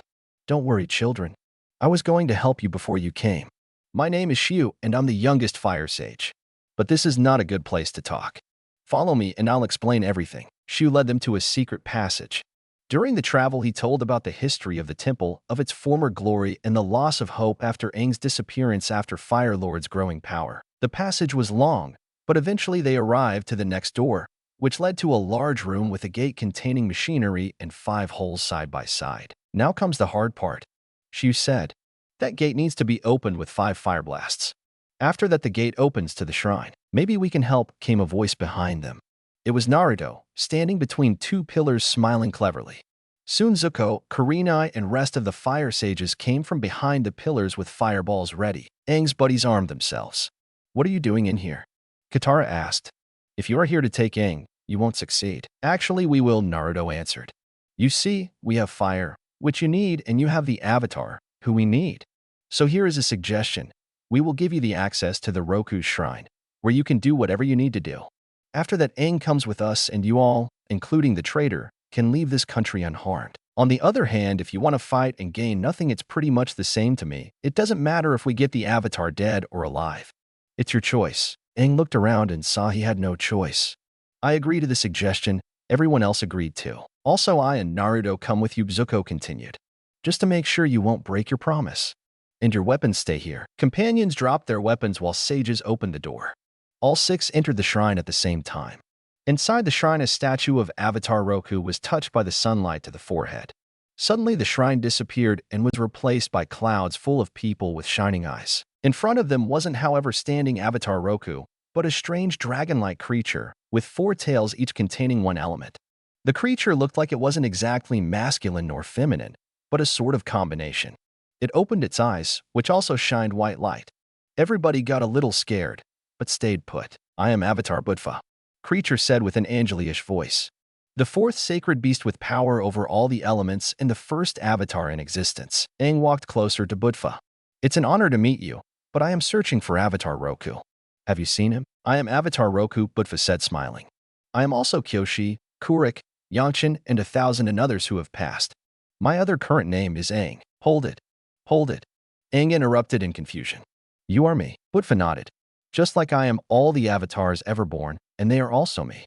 In the beginning, me and my siblings bended everything to existence, after which Supreme God brought chakra to assist chi. When we all went to sleep, I let my essence travel around the world, allowing myself to be reincarnated through eons, preventing wars and disasters." "Are you saying there has been wars before the war against Fire Nation?" Aang asked, to which Budfa nodded again. "Human race is good, but if a god can be corrupted, so can humans," Budfa explained. "The avatar cycle began after the wars brought by benders and mystics. Sometimes avatars live their whole lives without a trouble in sight, but mostly avatars live in the time of a great war that can affect everything. And just like the avatars, have wars come from all the 4 nations. Sometimes avatars are too late to prevent the conquering, and the next avatar undoes it. Sometimes the wars are prevented before they happened. There have also been cases when avatars started the wars, either intentionally or unintentionally. But I am only a young boy. How can I defeat a whole nation?" "A few times avatars stood alone against the enemy, but mostly they had allies. Your friends will be invaluable during your travels, so never leave them. But this time Fire Nation is exceptionally strong, so I will give you all a gift and knowledge." Over 10,000 years ago, Moon Civilization, the ancestors of the water tribes, invaded the asteroid continent, Sun Empire, and Star Cities. Even the combined forces of the 3 were no match to Moon people, who slowly turned the planet into ice. But when all hope seemed lost, a young woman appeared out of nowhere and with her allies defeated the Moon Civilization. She was Avatar Zelina, Sun Warrioress, and my 674th incarnation. It was a nice story, I guess, but how does it help me? During the time of the ancients, benders could bend several elements beyond the control of people of these days. The clean forms stayed in each civilization, but the more complicated forms appeared on different bendings at the same time. But instead of their bending power, their main source was their inventiveness and research. Finally, they didn't just bend their elements, but laws of nature behind them. Zelina was the greatest example of the ancients, because she found and controlled the 5th element. Everyone got shocked from what they heard. Aang was amazed. "Is there a 5th element?" he asked. "What is it?" "This element is so mysterious it doesn't have a name," Budfa explained. Zelina never told anyone about the element, because she was afraid it would be used as a weapon during the next war. Ancients gave it several names, like ether, space, void, or heaven, which may be correct or incorrect. Whatever the name is, Zelina has kept it a secret even from the avatars. According to her words, only one with the soul of an ancient can unlock the secret to the 5th element. "That soul has been found," came a voice from the clouds. A young woman dressed in multicolored armor with dragon symbols appeared in front of the 6. "I believe you already know who I am. I don't normally greet people who come here, but now I make an exception. All of you are needed to find the 5th element, but for me it took 20 years to find it. So I have decided to give all of you a gift to ease your task." That dream, Katara thought aloud. It was about this. "You have great understanding, Katara of the Southern Water Tribe," Zelina said, touching Katara's hands. "Thus you are worthy of getting your waterbending to full potential." There must be a reason to this, Sokka thought. An illusion, hallucination, or at least something. "There is." Sokka of the Southern Water Tribe, Zelina now touched Sokka's forehead. "You have doubt and will to know, making you worthy of the most important gift, knowledge of the ancients. With that knowledge you can read the ancient texts, which hide the secret of bending. You can also create ancient technology, which I believe is to your liking. I know when I can trust someone." Haku spoke. "You are not lying, and you know what we need." "That's correct, Haku of Kyoshi Island," Zelina answered, touching Haku's eyes. "The eyes of truth will help you see everything necessary."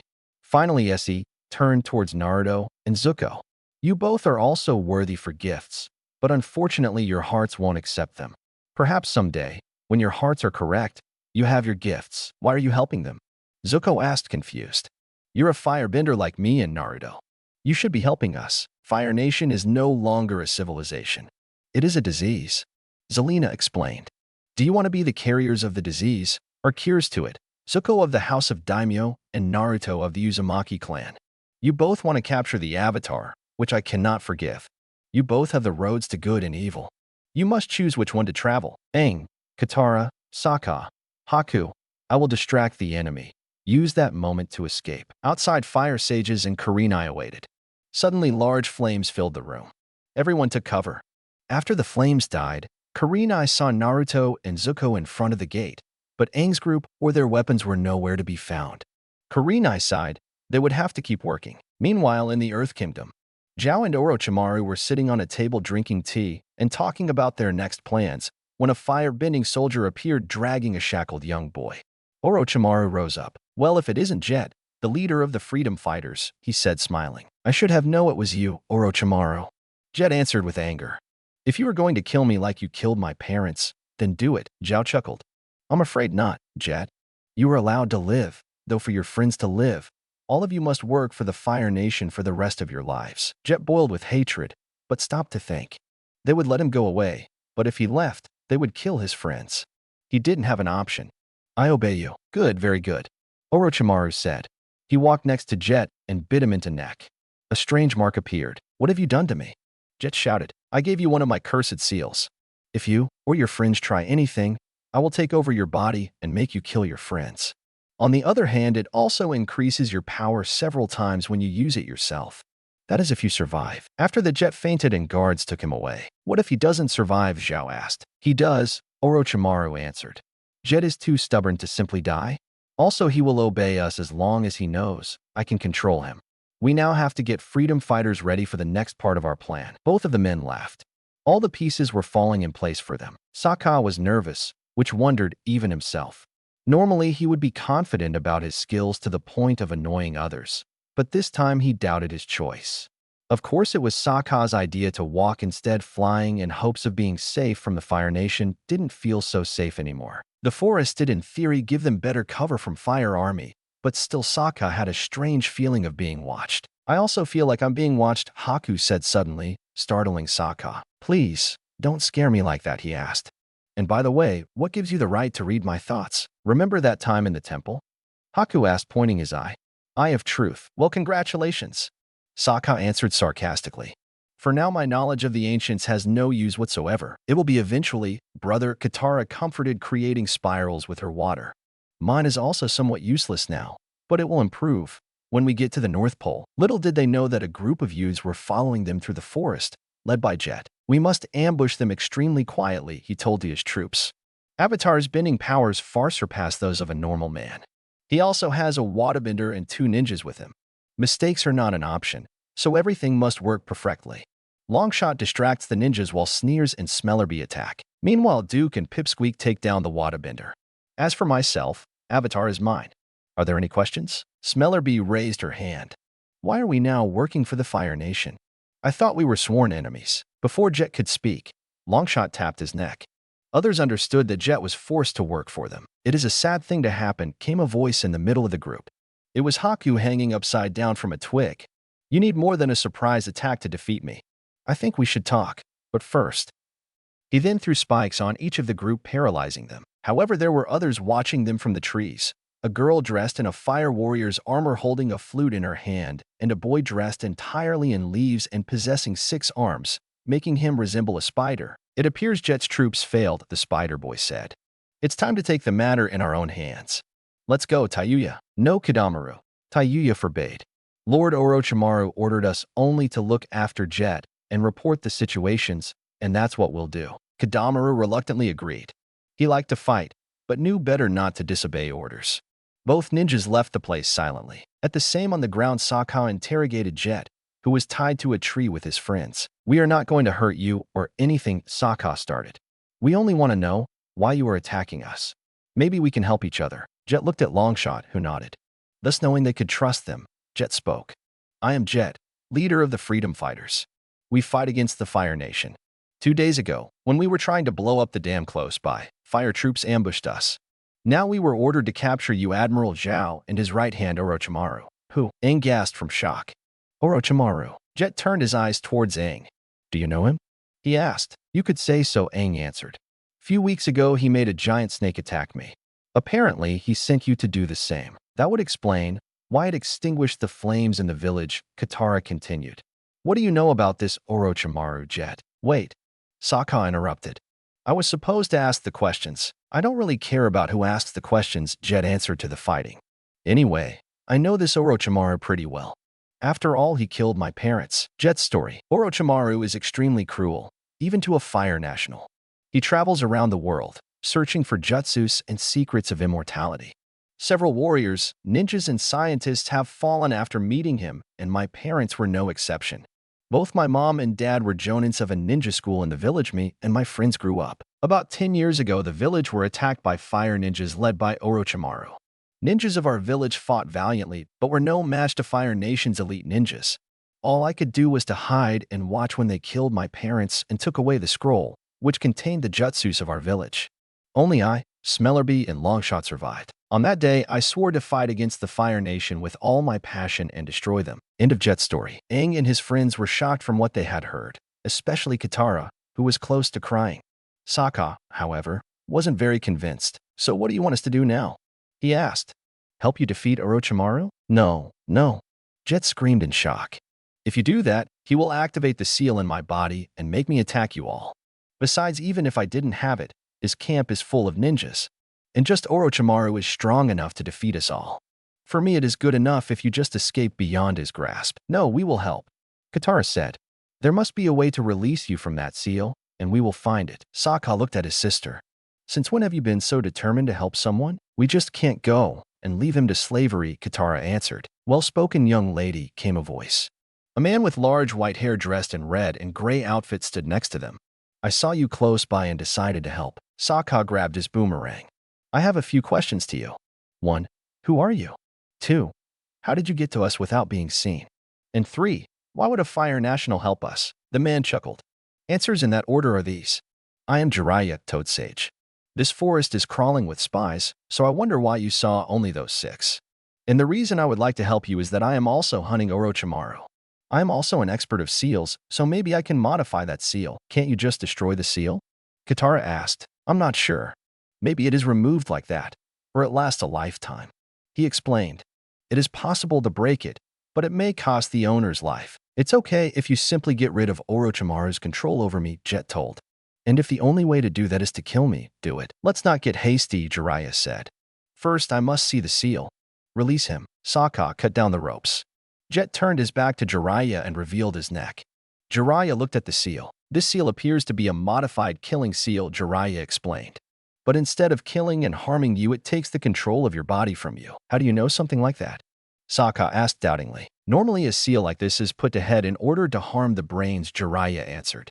But this one is next to the spinal cord, allowing full access to nerves, which gives signals to the muscles to move the limbs, giving the user of the seal full access to carrier's body. Sokka interrupted, looking astonished. But the knowledge of how the seal works is only the first step. How do we unseal it? Normally a seal like this is activated by making a hand seal, Jeriah answered. We just have to find out the hand seal that activates this and use its opposite to dash. But Jeriah couldn't finish the sentence because suddenly Jet attacked him. Jeriah managed to grab him from the wrists and disarm him. But Jet continued to struggle. I'm terribly sorry, Jeriah. Jet apologized. I can't control my body. Come out, Orochimaru. Jeriah shouted in the woods. I know you're in here, so just come out and reveal yourself. A strange, snake-like man appeared from the woods accompanied by a spider-like boy dressed in leaves, a girl with fire armor and flute, and a large young man in a dark green cloak and hat with gloves and boots made of stone. The snake man came forth. It must be my lucky day, he said. Not only did I manage to get the avatar, but will finally get myself rid of you, Jeriah. We'll see who gets rid of who, Orochimaru, Jeriah threatened. Tell me, are you still working with Captain Zhao? Correction, he is Commander Zhao now. Orochimaru corrected. And soon Admiral after twins returned from their mission. But enough of talk. Kill them, but don't hurt the avatar. Tayuya, you capture the avatar. Spider-Boy gave orders to the girl. Me and Jirobo will make sure the other kids won't interrupt you. Got it, Kadamaru. Tayuya replied, making Aang her target. Despite outnumbering their enemy, Sokka, Haku and the freedom fighters had trouble dealing with Jeriah and Kidamaru, because what they lacked in number, they took back in skill. Jeriah used his knowledge of earthbending to block the attacks, while Kidamaru attacked with his webs, forcing Aang's friends to hide. "We cannot attack directly," Haku informed. "The spider can make some sort of metal from his skin, making my needles useless, and there isn't enough water for me to make ice." "I can give you some," Katara suggested. "Thank you. But it won't be enough," Haku explained. "I need a large presence of water, rain, or mist to use my best techniques, and now the sun is shining." Longshot snapped his fingers to get everyone's attention and pointed right in front of him, and then behind him. Smellerbee nodded understanding. "We are close to the river," she translated. "What we need to do is to get those two there to have a better chance to win." And I know exactly how Katara told to the others, who listened intensely. "I'll fill the ground around the river with water, so it becomes muddy. And when they are trapped, we strike with full force." Others agreed to the plan and went to the direction of the dam, excluding Haku, Duke, and Pipsqueak, who went to distract the ninjas, and Sokka, who went to help Jeriah. Meanwhile, Jeriah and Kidamaru were looking for them. "I hope they didn't escape." Jeriah worried, "If they get to help Avatar, the plan will fail." "You don't need to worry about that," Kidamaru said. "They are now heading away from him. Besides, I think Tayuya can take down a few extra." "Don't be so sure, Kidamaru. Tayuya may be a great illusionist, but she's not a bender, while the Avatar's bending power equals that of a sacred beast." "You may be right. Too bad Kimimaro is too sick to help. Better hope nothing goes road dash." But Kidamaru couldn't finish the sentence, because Duke's attack interrupted him. Suddenly, Jeriah also got hit Pipsqueak, but soon regained his balance. "Trying to attack with taijutsu, eh?" Jeriah commented. "It was a stupid thing to do, fat boy. I am good in earthbending, but even better in taijutsu." "You and I are around the same size," Pipsqueak reminded. "Actually, you're a little larger, so you have no right to call others fat." "Are we going to fight, or just talk?" Jeriah asked, to which Pipsqueak answered by attacking. Jeriah blocked and smiled evilly. Meanwhile, up in the trees, Aang was in trouble with three strange creatures. They looked like humans, but they had bandages all over their bodies, and from their mouths came out strange ghosts. Aang had got touched by one of the ghosts and had felt himself getting damaged from inside. Luckily, while her couldn't attack the ghosts, the creatures could easily be struck by airbending. At the same time, Aang could hear strange music played by a flute. Those creatures seemed to be moving according to the music, he thought. "I'm not as smart as Sokka, but even I know what to do. I just have to find that girl playing the flute and take her down." Aang listened carefully to the music.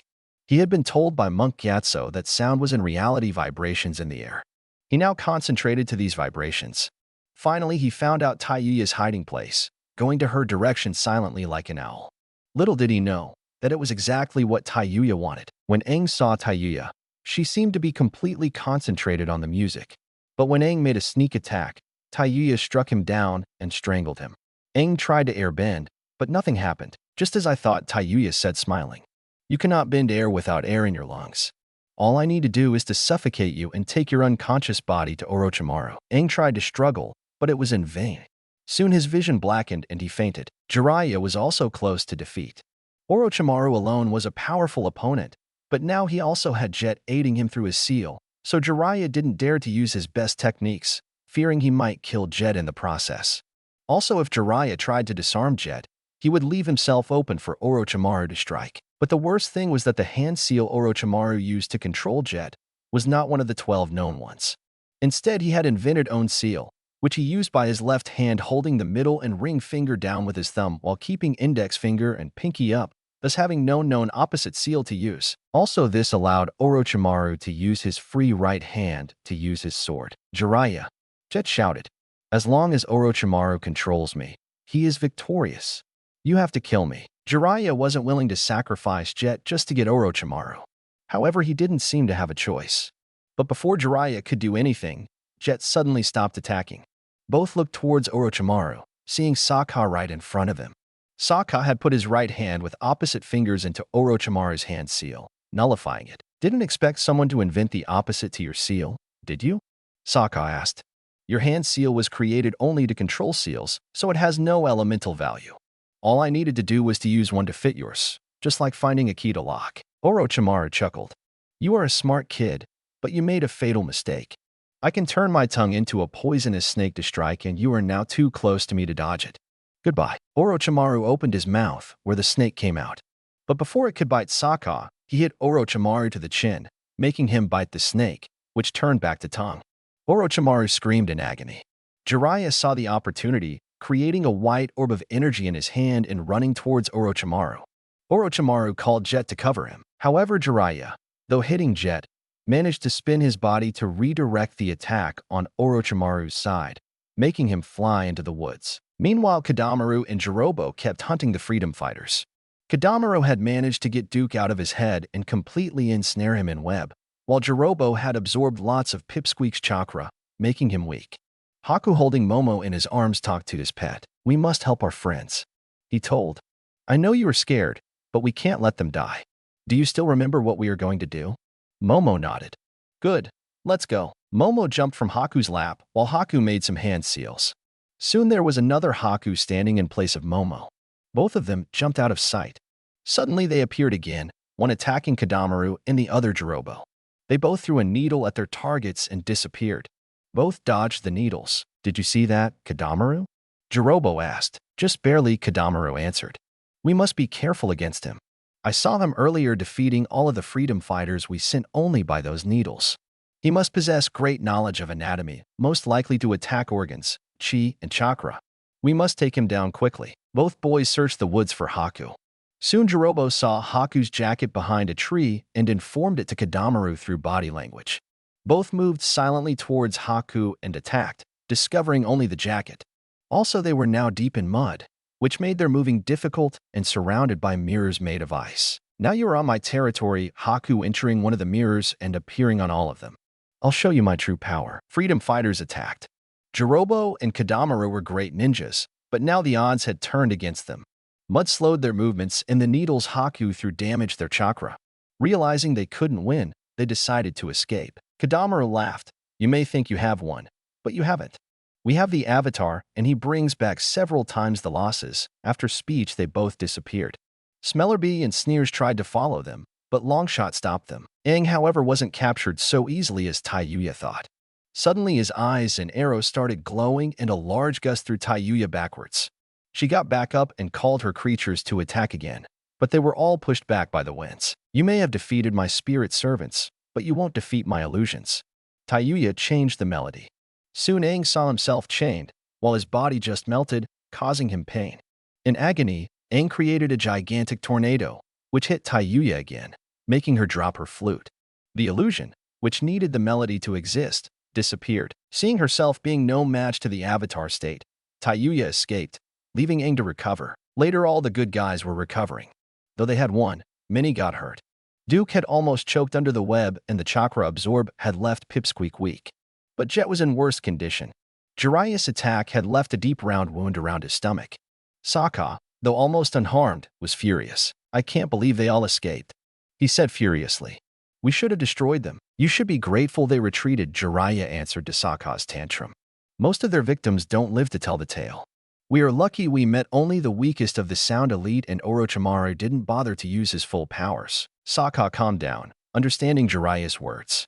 Meanwhile, Haku and Katara took care of the injured. "Luckily, these damages are not deadly," Haku told to the others. "Jet will also survive. However, some weeks to this wound to heal." Jeriah looked into the woods. "Tsunade told me once that in this forest there are lots of medicinal herbs. That might hasten the process." "That's great, Jeriah." Katara enlightened from the news. "So where are these plants?" "To tell the truth, I have no idea," he answered, looking embarrassed. Tsunade never told any details. "I don't even know what they look like. And even if I did, I don't have time to collect them. I have to kill Orochimaru and finish my books." Suddenly Haku stood up. "Actually, I know several medicinal herbs," he told. "I can stay here and collect them." "Haku, wait." Katara interrupted, moving next to Haku. "You can't leave us just like that. We still need you. When Zabuza sent me to aid you, you were all weak and inexperienced. But today, when you helped to defeat several deadly ninjas, you proved yourselves capable of traveling on your own. I know you two can protect Aang as well as I could." Haku smiled with a gentle smile. Katara thought for a while and realized Haku was telling the truth. "I guess the dream was true," she said, shedding a tear. "I'm gonna miss you." "And so will I." Haku took 2 scrolls underneath his clothes. One of these contains several ice-bending techniques, that is for you and Aang. And the other has several jutsus, that is for Sokka and Momo. Speaking of which, Momo will come with you. If that's okay to you, that is. Absolutely. Aang shouted happily. Haku chuckled. After saying goodbye to everyone, Avatar's gang took off with one traveler less. Jeriah disappeared into the woods and freedom fighters with one new member returned to their camp. When Gang had traveled a while, Sokka took a piece of paper from underneath his shirt. What's that, Sokka? Katara asked, looking at the paper. Just something Jeriah dropped. Sokka answered. Maybe this will tell me how to create that orb. Katara turned to look at the sky, while Sokka looked at the paper. However, when Sokka found out what exactly was written in the paper, he put it back quickly, blushing like a tomato. In an island controlled by Fire Nation, a group of ninjas were honing their skills. But instead of kunai or other regular ninja weapons, they used bows with incredible skill and accuracy. They were the Yuyan archers, the elite ninjas of the Fire Nation, whose archery skills far surpassed those of a normal warrior. Two men were standing in a guard tower looking the Yuyans practice. The first was Kakashi Hatake, a powerful jonin, who had earned the title of Copy Ninja for his ability to use any jutsu he saw. He was dressed in a typical Leaf Ninja's uniform, consisting of black overalls and a red vest with Fire Nation symbol. His face was hidden behind a scarf and his left eye by a headband with a spiraled leaf on a metal plate, a symbol of the Leaf School. The second person was Commander Zhao in his typical attire. They were chatting during the watching. I'm glad to see that the troops are still in good shape. Kakashi said. You were right, Captain Hatake, Zhao spoke. That's why it is a shame Colonel Xyder uses them only as his personal bodyguards. It is quite understandable. Even the Fire Nation is not safe from the harm this war brings to the world. He just wants to be safe. By hiding behind the best ninjas of the Fire Nation, who should be performing missions. It is up to me. How the Yuyan archers are used, came a voice from the stairs. It was Colonel Xyder. If your request is to borrow them, forget it. Zhao chuckled. Actually, it is an order, not request. He said, taking out a paper. I was promoted to the rank of Admiral recently, so I hope they are soon ready to leave. Xyder looked at the paper, sighed, and headed back down. Kakashi looked at Zhao. So why did you call me here? He asked. I doubt you wanted to see me only to celebrate your promotion. Correct, Kakashi, Zhao answered. I would like you to lead the Yuyans on their mission to capture the Avatar. That is if your students can survive without you a day or two. Kakashi thought. Sasuke can take care of himself, and Sakura obeys him as much as she obeys me. Sigh. Well, at least he won't let his emotions bother him. I'll do it. Good, Zhao answered, going down. Oh. And get yourself ready quickly, the team leaves tomorrow. However, there was a fourth one on top of the tower, listening to the others chat. He wore a brown suit and a blue demon mask. After the conversation, the man carefully walked down the wall and landed to the shore, making sure no one saw him. He sneaked to a bush, pulling a small boat from it, and silently rowed away. Soon he was on the shore of a forest where his companions had put a camp. A young woman appeared in front of him. It was Kurenai. Was the mission a success? She asked. The man removed his mask, revealing the face of Zuko. I found out everything necessary, he said. Zhao has been promoted to Admiral and has taken the command of the Yuyan archers. They leave tomorrow to search Avatar with Captain Hatake leading them. Kurenai's eyes filled with shock. Kakashi. She gasped. What's wrong? Zuko asked, seeing Kurenai's shock. Kurenai calmed down. It's nothing to be afraid of. I just got a little surprised. Anyway, the training is over. You may go to sleep. Zuko bowed and left Kurenai alone. Kurenai turned her eyes on the moon, thinking about her past. Kakashi. If I had known I would one day fight against you, I'd never had allowed 5 flames to disband. But Zuko didn't go to sleep right away. He had too many thoughts in his head. What is wrong with me? I used to be so determined to capture Avatar, but now I feel I'm doing something wrong. But if I decide to help Avatar, I will never see Fire Nation again. Still, what kind of nation am I actually serving? Can't sleep either? Came a voice next to Zuko. It was Naruto, also sitting next to a tree. Is something wrong? Well, a little. Zuko admitted. There are so many choices to do, and I'm not sure what is the right thing. Everything is so strange. You think that's strange? Wait until you hear what happened to me a few days ago. Zuko wasn't exactly in the mood for a story, but maybe a little cheer up wouldn't be so bad. Go on. Thanks. Anyway, when I was walking in the forest looking for wood, there was a stranger collecting herbs. She said they were for her friends, who were injured. I decided to help her, after which she thanked me and left, giving me some advices. What strange was in that? You just met a random girl in the forest and talked. That sounds pretty normal to me. Well, there were 2 strange things in her. 1. She looked like I had seen her many times. And 2. When she left, she said, by the way, I'm a boy. Zuko tried to hold his laugh. What? Was he really a boy? Yeah. And he was even prettier than Sakura. Then he must have been really weird. Zuko yawned. He started to feel tired. By the way, who is Sakura? She was a girl from the same academy I went. Naruto started, but stopped after seeing Zuko asleep.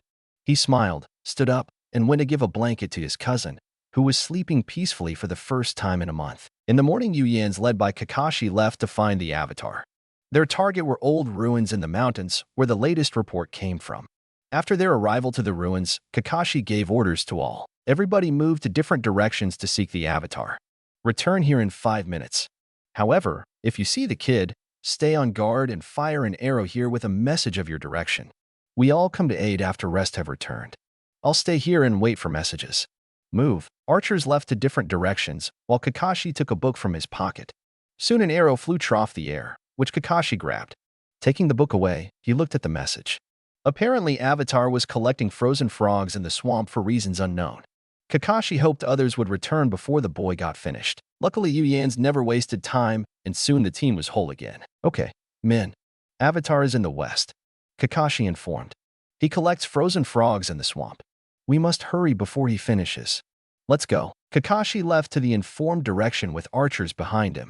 Soon they met the archer, who gave the message. Luckily, the boy was still searching for frogs. Kakashi gave everyone a signal to attack. When archers attacked, Kakashi stayed behind and revealed his left eye. But this eye was not a normal eye, it was red and the pupil was surrounded by 3 markings. It was Sharingan, a mysterious eye possessed by the Uchihas, which allowed them to copy techniques used by the enemies, as long as they were not bloodlines or bending. Kakashi normally kept it hidden, but now he wanted to see if the Avatar's airbending movements could be compromised to his fire bending. Aang tried to defend himself from the attackers. He could easily deflect the arrows by using the wind to create a shield around himself. However, he couldn't stay and fight, because the frogs may melt during the battle, after which they would be useless to Sokka and Katara, who needed them as medicine. So Aang's only option was to escape. He decided to lose his captors in a forest, where he thought they couldn't use bows effectively. Little did he know that a mysterious man was waiting in him. Aang took his fighting stance, and the man mimicked him. Aang looked in amazement when the man copied his every movement. Even with his bigger size, he was just as fast and agile as Aang was. This is bad, Aang thought. He can mimic my every movement, so I have no chance of getting behind him. On the other hand, if he can only mimic me, he's limited by his nationality, and I still have my airbending. Aang jumped several meters backwards, and the stranger did the same. Confident that the man couldn't copy him, he created a sphere of air and jumped on it. When he came rushing towards, the man mimicked Aang's earlier movements, making a sphere in his hands, but this was made of fire instead of air. Confused, Aang didn't have time to react when the stranger kicked the sphere, hitting him on the chest. Aang tried to rise up, but was pinned down by arrows. The stranger came next to Aang. I suppose you thought I would be unable to copy your airbending, he said. Unfortunately to you, fire and air are closely related. Both use swift, elegant movements and require air. I tell you this because it will be of no use to you. Take him away. However, Aang's capture wasn't unnoticed. Zuko, masqueraded as the Blue Spirit, saw everything. Silently, he returned to the camp, where the others were also masquerading. Hinata had put on a light armor of polished steel and dyed her hair crimson, which she was now making spiky. Kiba, on the other hand, was wearing a white training suit, which he had stuffed 2 apples around the chest to imitate breasts. He was now strapping exploding tags underneath his tin-hooded cloak to use on their mission. Shino, however, was nowhere to be seen. Hi, Zuko, Kiba greeted with his informal manner. Did you see the kid? Yes. And they have captured him. Zuko answered, though he wasn't worried. So far, so good. Kiba continued. If the plan goes accordingly, they will soon arrive to the closest Fire Nation's fortress to spend the night. And in the morning, the Avatar is transported to Fire Nation in a large escort. Since it would be impossible to us to defeat a battalion of warriors, we must infiltrate the fortress to rescue the kid before sunrise. Is this okay? Zuko chuckled. Ever since I invented it. But in order for this plan to succeed, we need to hide our identities completely. That is why I made this jutsu, came a soft, gentle voice behind them. A young man dressed entirely in black with several feather decorations and a hawk mask in his face appeared in front of them. Is it you, Shino? Hinata asked nervously. The boy nodded. You shouldn't scare me up like that. I may have mistaken you for an enemy. She suddenly stopped when she saw Zuko and Kiba looking at her confused. What are you looking at? If you hadn't discovered yet, you didn't stutter.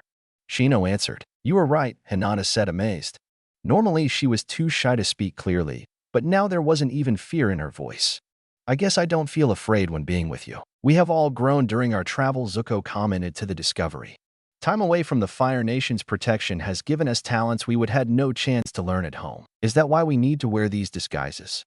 Kiba asked, putting his cloak on, to which Zuko nodded. Now, when we have a chance to use skills unknown to the Fire Nation, we can rescue the Avatar without getting our faces to posters. Now that you mentioned, Shino interrupted. I would need your mask for a moment. Zuko gave his mask to Shino, who put it on the ground and made 5-hand signs. Voice twist jutsu. The mask's mouth glowed a while, after which it returned to normal. This mask will now make your voice sound different. I already fixed mine, Hinata's and Kiba's masks. Kiba took a white tiger mask and put it on. Hey, this thing works, he said after hearing his voice having turned to that of a teen girl. Luckily, I don't stutter anymore, Hinata, who wore a steel mask painted red, commented.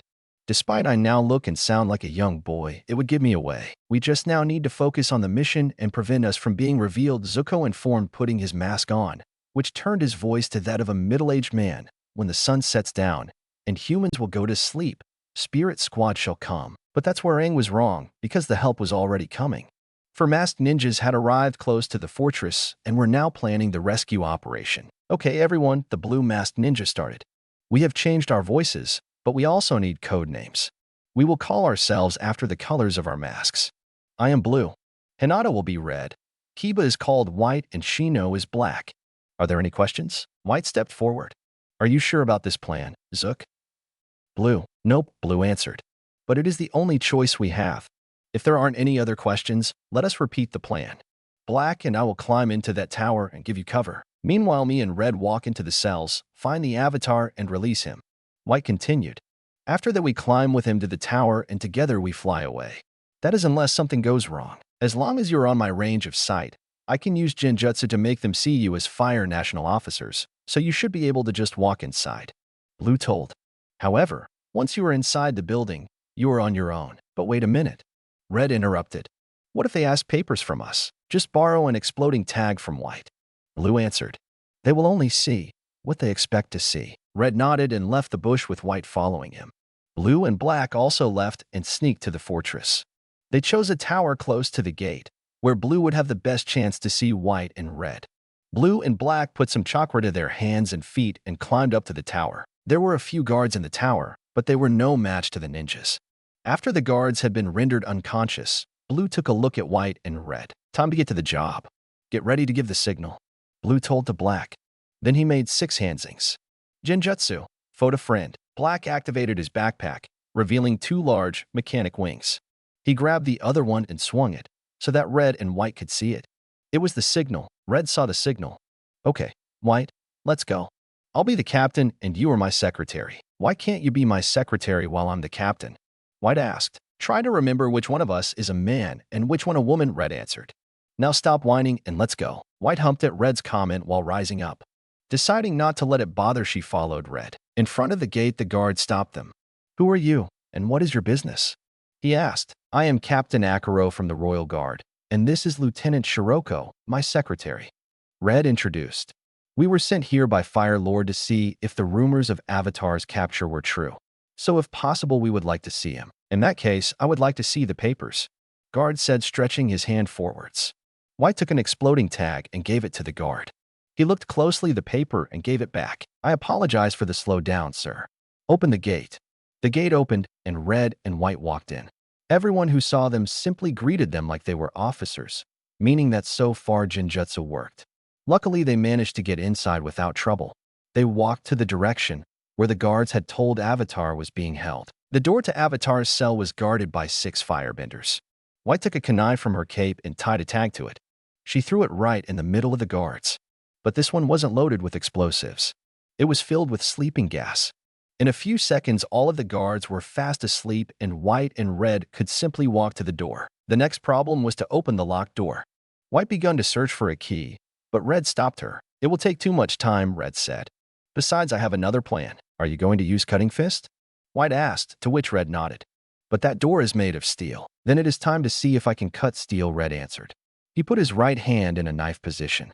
The fingertips gloved blue when Red made a vertical chop and kicked the doors, which flew open. Aang was awakened from his thoughts by a sudden thump. Looking forward, he saw the doors flung open with guards on the floor and two masked persons in front of him. The other one wore an armor of polished steel and a red metal mask with expressionless face carved on it. He looked like a 10-year-old boy because he was very short, even shorter than Aang. The other was a girl in her teens in a white jumpsuit with matching tiger mask. Her tan cloak was full of tags and the belt of kunais and shurikens. Okay, so you can cut metal. The tiger girl said to the boy. Why don't you release the avatar? The boy moved towards Aang with ballet-like movements and sliced the chains with his hands. Thanks, guys, Aang thanked his rescuers. But who are you? And why do you help me? The boy looked at Aang. We don't have names. You can call me Red and her White. There are also Blue and Black waiting us out there. If you want to address us all at once, we are the Spirit Squad. We help you because there are people who need you. Now listen carefully. When we get out to the courtyard, don't speak or otherwise say anything. We have put all the guards in there in a Jinjutsu, so they see us now as Fire National officers. We have only come here to check if you exist, so we are supposed to leave without you. That is why when we leave, you'll have to be quiet. Don't say anything and move silently. We'll convince the guards you are not with us. Are there any questions? Aang thought for a moment and shook his head. White took off her cloak and put it on Aang. Now don't remove this, she told, to which Aang nodded. Though their plans sounded weird to him, he saw the confidence in those two. They knew what they did. Aang put the hood over his head and followed the two. Outside, they told that there was nothing of color tan, so no one in Jinjutsu would see Aang, who was under a tan cloak. Unfortunately, one guard accidentally stomped on Avatar's cloak. Suddenly in front of him was the Avatar out of nothing. Surprised, he bit his hand hard. The two officers disappeared and were replaced by two juvenile ninjas in masks. Jinjutsu. The guard realized. Everyone, we are under Jinjutsu. They are taking the Avatar away. Hearing the man's cries, everyone started releasing themselves. Ninjas used jutsu releaser, warriors hurt themselves in different methods. Soon everyone could see the trio and charged towards them with their weapons. This doesn't look good. Black commented, watching down. What do we do now, Blue? Now we get down and fight. Blue answered, grabbing his broadswords. Arm yourself. Black did as he was told and pulled out two gloves with long claws. You know, I cannot actually fly with my wings, just glide. If we now go down, we stay there, then we'll climb out. Let's move. Blue ran down the wall while Black glided towards his companions, who were all busy protecting Avatar. Red engaged the enemy at close quarters, using his hands to cut their weapons and armor. He wanted to just disarm them if possible, but was ready to cut his enemies to pieces. White, on the other hand, didn't care about the damage she caused. She jumped and bounced around the courtyard, planting exploding tags everywhere and blowing them when she was in a safe distance. Blue came close to Red to help him. Though he did specialize in Jinjutsu, he was also great with twin broadswords, taking down opponents left and right. Black glided over the battlefield, attacking enemies from above, either with his gloves or wings. When he reached the ground, he used chakra to jump up for another charge. Aang fought also, using his airbending to block attacks and blowing soldiers and ninjas away. Zhao was getting furious. Stand your ground. The Avatar must not escape, he commanded. Those idiots can't even defeat 4 ninjas and an airbender kid. Do I have to do everything myself? But before he moved to fight, Kakashi stopped him. Just leave these 5 to me. Tell the guards to stand back. Zhao ordered his men to stand aside and form a ring around the 5. Aang looked around. It seemed to be a ring of challenge. He froze when he saw who the challenger was. It was the same masked man who had captured him single-handedly in the forest. I challenge you 5 to an Agni Kai, Kakashi spoke. As an equalizer, you, as well as I, are allowed to use everything we got to defeat the opponent. If I win, you will all surrender. You win, and I let you leave with the Avatar. But if you try to escape, you will die. Why does Captain Kakashi give them a chance to escape? One of the soldiers wondered. He doesn't, another soldier told. I have worked with Kakashi before. He never loses. The Spirit Squad and Aang surrounded Kakashi, each one ready to charge. Kakashi chuckled and took out the Sharingan. Black made the first move. He jumped up, attacking Kakashi from above, trying to pierce him with his talons. Kakashi, however, dodged easily and was soon next to Black, ready to launch a fireball. But before he could fire, Red kicked him in the neck, making him lose concentration. Kakashi grabbed Red's ankle and threw him on the ground. White threw several kunais with explosive tags at Kakashi, while Aang told everyone to come near him. When White activated the tags, Aang created a shield of air to protect from the explosion. However, they exploded high in the sky, where Kakashi had redirected the kunais. Black started to run and came towards Kakashi. Blue came with his swords from the other side, planning to sandwich him with their blades. But when they hit the ninja, he was replaced by a statue. A replacement jutsu. Blue noticed. Everyone stay on guard. He can be anywhere. Everyone looked across the courtyard. Blue, who had seen that statue earlier, looked towards the pedestal it originally was, but it was empty. Then it hit him. He stayed put for a while and ran behind Aang, putting his swords in the air. Kakashi appeared in front of Blue with the swords on his throat. Aang fell to the ground tied in ropes. That was a clever trick. Blue commented. With that genjutsu you could have tied us all up while we futilely searched for you. However, you forgot that this was an open battlefield and not a forest. So, are you going to give up, or would you like to lose height? Kakashi sighed. I forfeit. You are free to go. I will not stop you. Soldiers looked in shock at Kakashi's loss, but Zhao just grinned. The spirit squad and Aang walked through the opened gate. Kakashi walked towards Zhao head down looking ashamed, but underneath his mask he smiled. I apologize, Admiral, he said sounding embarrassed. I failed. It was indeed a great disappointment. But it doesn't matter, Zhao said, which shocked Kakashi. Now, when those 5 are in a false sense of security, I can take care of them at once. After all, you didn't say anything about me trying to stop them. Aang looked nervously at the fortress. They had got out, but something told Aang that Fire Nationals could not be trusted. His suspicion was soon proven correct when 4 arrows flew towards the ninjas. Quickly he blew the arrows away. What happened? Blue asked, pulling his swords. They fired arrows at you. Aang answered. We must hurry, before. But he didn't finish, because another blunt arrow hit him on the head. His vision blurred as he fainted. When Aang woke up, it was morning. His head still hurt, but he wasn't in chains, so his rescuers must have escaped with him. He got surprised when he heard the voices of Zuko, Hinata, Kiba, and Shino instead of those of his rescuers. He looked carefully around and saw those 4 sitting near the same swamp he had collected frogs yesterday. Zuko, who was wearing the same outfit Blue Spirit wore, turned his head towards Aang. Did you sleep well? He asked politely. You were lucky they wanted you alive. That arrow would have killed you if it had been sharp, but there is one thing I don't understand. Aang spoke, changing subject. If you are the ones who rescued me, why? If I don't remember incorrectly, you want to capture me as much as any Fire National. Why didn't you let them do the job? Zuko sighed. It's for the same reason I have this scar. You see, I may be the prince and heir of the Fire Nation, but now I'm only in exile. Aang got surprised. Do you mean that? If you captured me, you could go home. You're a smart kid. And yes, that's the reason I try to capture you. Zuko admitted. You see, about 2 years ago I was listening to the generals planning their strategies. Then I heard one of them planning to use a squad of rookies as a meat shield against the enemy. I got shocked and protested. Father told me I was disrespectful and the only way to solve it was Agni Kai, a duel of firebenders. I was more than ready to face that general. But the one I was disrespectful to was not that general, who I insulted, but my father, in whose war room I made the insult. When I saw him in the arena, I begged him to forgive me. He demanded me to fight, but I didn't. He punished me by burning this scar to my face and banishing me from my home. He said to me that I would come back with the Avatar, or don't come back at all. No wonder you were hunting me. Aang spoke. Nobody should lose his home. In that way we too are the same. However, since you saved our lives, I will give you a chance to go. Zuko said, taking out his right hand. We will play element in hand. There will be only one try. If you win, you can leave and take those frogs you seem to need for some reason. He said, pointing at a small net full of frozen frogs. But if I win, you come with us. Aang agreed and sat next to Zuko. Both hid their right hand and Aang showed his left one. He counted to 3 with his fingers. After 3, they both showed their element at the same time.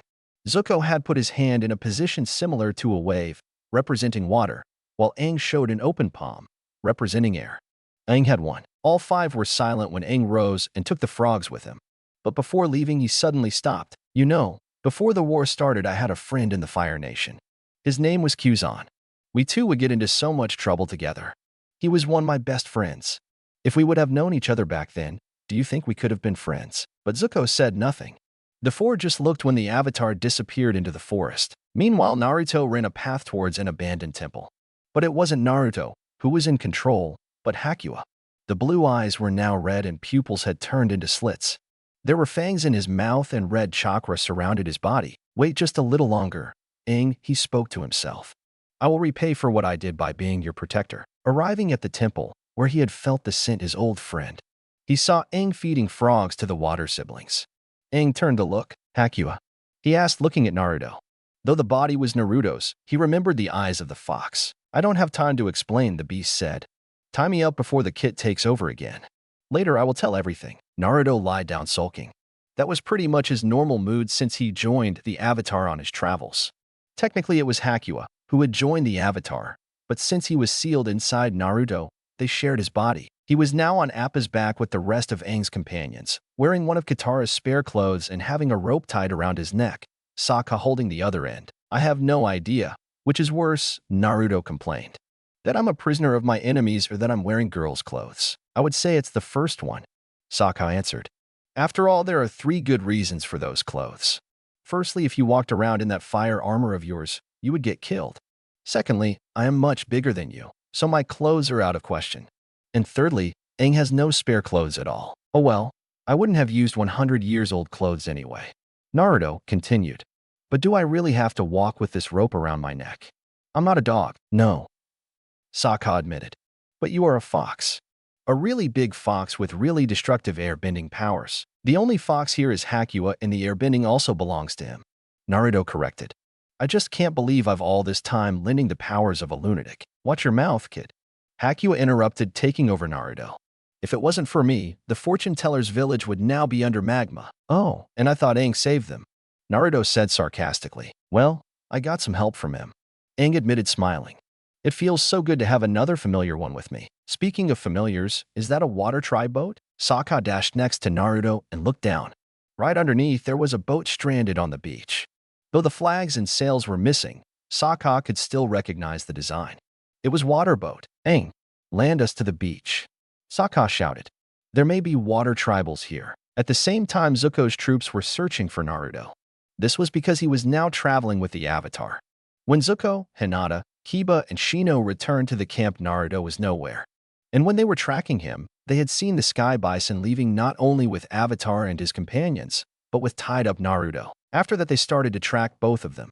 Kiba and Akamaru were trying to find the sin of Naruto, unsuccessfully. Well, can't you try harder? Zuko asked, getting angry. The Avatar spends too much time airborne, Kiba answered. Neither I or Akamaru can find scent from the air. Only a Shershu could smell them. Shershu, Zuko asked. What's that? A molehound hybrid, Kurenai answered. They lack eyes, but their noses are highly developed. According to rumors, they are said to be able to smell a grain of rice from the other side of the Earth Kingdom. I'm not sure if it's true, but some bounty hunters use them to capture criminals. I see, Zuko continued. And how are we supposed to find a bounty hunter in the middle of nowhere? Before Kurenai had a chance to answer, Shino spoke. I can send my Kakechus to seek one.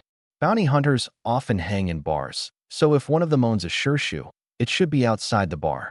Just tell me what they look like, and I'll tell my bugs to seek it. Let's see. Kurenai thought, trying to remember how a Shershu looked like. Oh, yes. Shershu looks more like hound than a mole. Its ears are small and the nose looks a little like a star. It's a little smaller than a sky bison and has a brown fur, which is darker on the back and head. Shino nodded and released thousands of insects underneath his armor and sent them everywhere. Now we'll just have to wait. Aang sat on top of the water ship, looking at the sea. He was feeling very lonely. When they had landed, a water tribe warrior was also there. His name was Bato. He was a friend of Sokka's and Katara's father. At first, Aang was excited to meet him, but then all 3 started to ignore him. They were probably still talking with each other, not even noticing that Aang had left. Hakua was also on the beach, walking towards Aang. I can see you are feeling bad about something, he said. Would you like to talk about it? There is absolutely nothing wrong, Aang answered rudely. Just go away. Listen, Hakua. Let me handle this, came Naruto's voice. Hakua went back to dormant state, while Naruto continued. Hakua may not know why you are sulking, but I do. You crave attention. Why do you think that? I used to have that same problem in the past as well. Naruto's story. You see, when I lived in the Fire Palace, I felt lonely here and then. Servants would just do their jobs and leave, not even saying anything when in my presence. Uncle Ozai always looked at me with some kind of anger in his eyes. After that, I used to pull pranks everywhere in the palace, but still only the guards would notice me. One day, despite Dad forbidding it, I left the palace. When I walked in the capital, I was assaulted. Civilians beat me and threw rocks at me, calling me names like demon and monster, and so on. Last thing I remember was Lu Tin splitting the crowd and taking me into his arms. Later, when I was in the hospital, Dad told me that the reasons they attacked was because there are people who hate the Fire Lord, but due to his fire bending, don't have the courage to attack him. So they try to satisfy their rage by attacking those close to him. End of Naruto's story. At first I was sure he told the truth. After all, I'm not even a firebender, so I was an easy target. But now I know the truth. They all believe I'm not a fire national human, who just wants to be seen, but an air nomad demon, who killed countless innocent people. Aang went silent. He thought about Naruto's theory and realized that he was right. He didn't want people to pay attention to him. He wanted to be noticed. Ever since he had met Katara and Sokka, he was constantly trying to impress them or someone else. Aang sighed. You know, Naruto, for such a dumb kid, you were smart. Naruto chuckled. Then he heard something moving on the beach. He looked at the direction of the voice and saw an earth warrior coming towards them riding an ostrich horse. Hey, you kids on the boat, he said. Can I ask for a favor? Aang jumped in front of the man. Sure. What can I do for you? The warrior took a scroll under his armor and gave it to Aang. There is a water warrior in a monastery. Give this to him. Aang nodded. The warrior jumped on his steed and left. Aang looked at the paper and crumbled it to a ball. Naruto quickly grabbed Aang's hand and took the paper from him. What do you think you are doing, Aang? He asked, preventing my friends from leaving me permanently. Aang answered, it's a map Bato has been waiting for. If Katara and Sokka find out about this, they will surely leave you to find their father. Naruto opened the map, looked at it, and chuckled. Oh, Aang, Aang, Aang. He said, if you hide this, they will even more likely leave you. Let's say, if you accidentally drop it, then what should I do? Give it to them? Exactly. Are you crazy, Naruto? Don't you remember what I just said? If I did that, they would leave me even quicker. 2 words for you. Aang, reverse psychology. People often make the opposite of what they should do. They eat the dessert first because it was meant to be eaten after the meal. Walk through the door because it says, do not enter. You name it. If you want to keep your friends, give the map to them. Aang thought for a moment. He is right. If they find out I was going to stop them from leaving, they will leave me out of anger. So perhaps if I act like I wanted to give them the map, they will definitely ask to continue with me. Wait a minute. That's not possible. It's too illogical. On the other hand, it is worth trying, and I don't really have another option. Aang turned towards Naruto. What do I need to do? At the same time, outside a tavern, Zuko's group had found a bounty hunter who had a Shurshu. Her name was June. So, let me get this straight. She said after hearing Zuko's suggestion for helping them. You want Nyla to sniff out a member of your group who is currently kidnapped by the Avatar, who is your actual target, right? Yes. Are there any problems? Zuko asked, hoping that June wouldn't drop the mission for moral reasons. His fear was found wrong. He heard June's answer. Nope, just checking. By the way, Nyla can only carry a maximum of 4 adults, me included, so the kids have to stay here. There is no need to, Shino interrupted. As ninjas, we are trained to move quickly on foot. In that case, I'll run as well. Kurenai said. Need as much speed we can get. Remove all heavy objects, so we can move better. I believe the Shursha can carry them. Count me in on the running team. Zuko said, removing his armor. I need some practice, and the Shurshu is already carrying a heavy load. I heard that, Iroh commented. Okay, enough with the small talk. June interrupted. We should get going before the Avatar saves the world. June gave the signal with her whip, and Nyla started running to the direction of the scent, with the runners following by jumping from tree to tree. A small boat was zigzagging through the rocks, careful not to hit them. But this boat was not in actual trouble. The ones sailing were Sokka, Katara, Aang, and Naruto, with Bato sitting in the boat watching the performance. The reason they were on these waters was Sokka's right of manhood, a test where he had to navigate the ship to safety. So far the test had gone without problems, but now in front of the ship was a wide wall of rocks, not possible for a ship to navigate under current conditions. Okay, Sokka, I think we can return now, Bato said. Those rocks cannot be dodged. We'll see about that. Sokka answered with a confident look. Okay, team, we need to get this boat above the rocks. Katara, Aang, concentrate the water underneath the boat.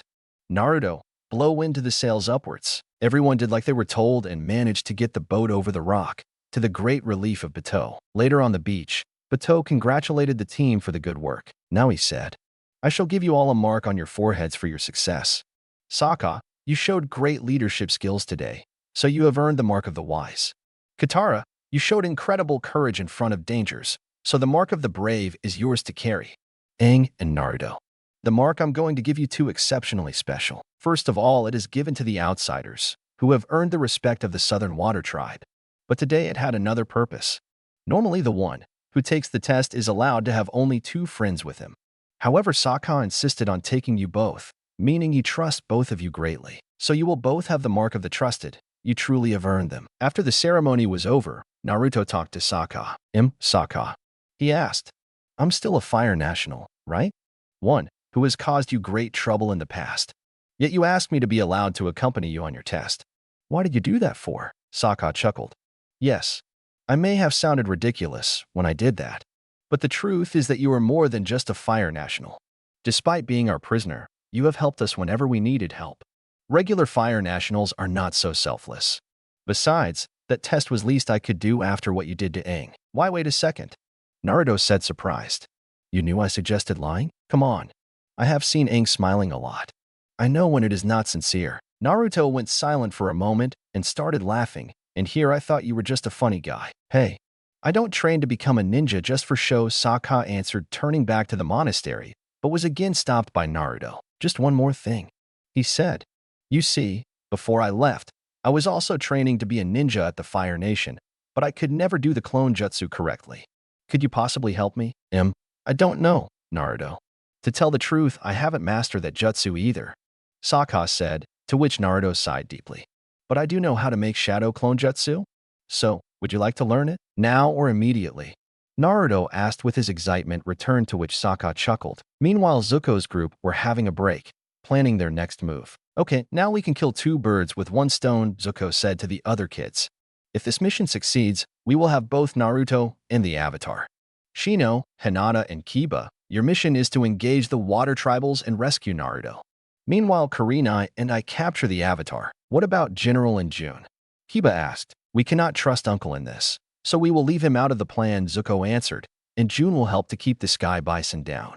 Anyway, the plan to engage the water kids is this. Shino, you and your bugs face the boy. Kiba, your target is the girl. But the hard part is this. You two need to get these 2 closer to each other. Meanwhile, you, Hinata, sneak behind the water tribals and stun them from behind. After that, you find Naruto and leave. We will meet at the rendezvous point. Isn't this a rather risky effort? Shino asked. Shouldn't you have more help against the Avatar than just Master Kurenai? Kurenai and I have already prepared a couple of synchronized attacks, Zuko explained. We are both skilled in fire bending and genjutsu, which none of you has skills, if I don't remember incorrectly. Anyway, do you have any questions? All 3 shook their heads. Good. Then we can leave. At the monastery, Aang was preparing Appa for takeoff. Though he trusted Naruto's plan to work, he was still worried that his friends would leave him. Soon Sokka, Katara, and Naruto arrived with their stuff. So, what kind of decision did you make? Aang asked. Well, we all pondered for a long time, Sokka explained. Believe me, it wasn't an easy choice. Eventually, we all dash. Sokka didn't have a chance to finish, because 2 flames flew towards Aang, who quickly dodged them. Everybody turned towards the gate, where the flames had come from. Zuko and his followers stood at the gate alongside a young woman and a strange animal. Execute the plan, Zuko commanded. Zuko's group quickly overwhelmed Aang's group. Shino and Kiba had studied the movements of the water siblings and knew exactly how to strike. Soon Hinata had a chance to use his stunning attack, which worked. Appa and Momo were lying on the ground paralyzed, having got struck by the Shirsu's tongue. Aang was still up, but dodging 2 simultaneous flames was exhausting, and he could feel himself running out of stamina. Zuko was confident of getting both his cousin and the Avatar. Naruto, don't worry. We're here to save you, Hinata said, walking towards Naruto. No, Hinata. Don't come any closer, Naruto screamed.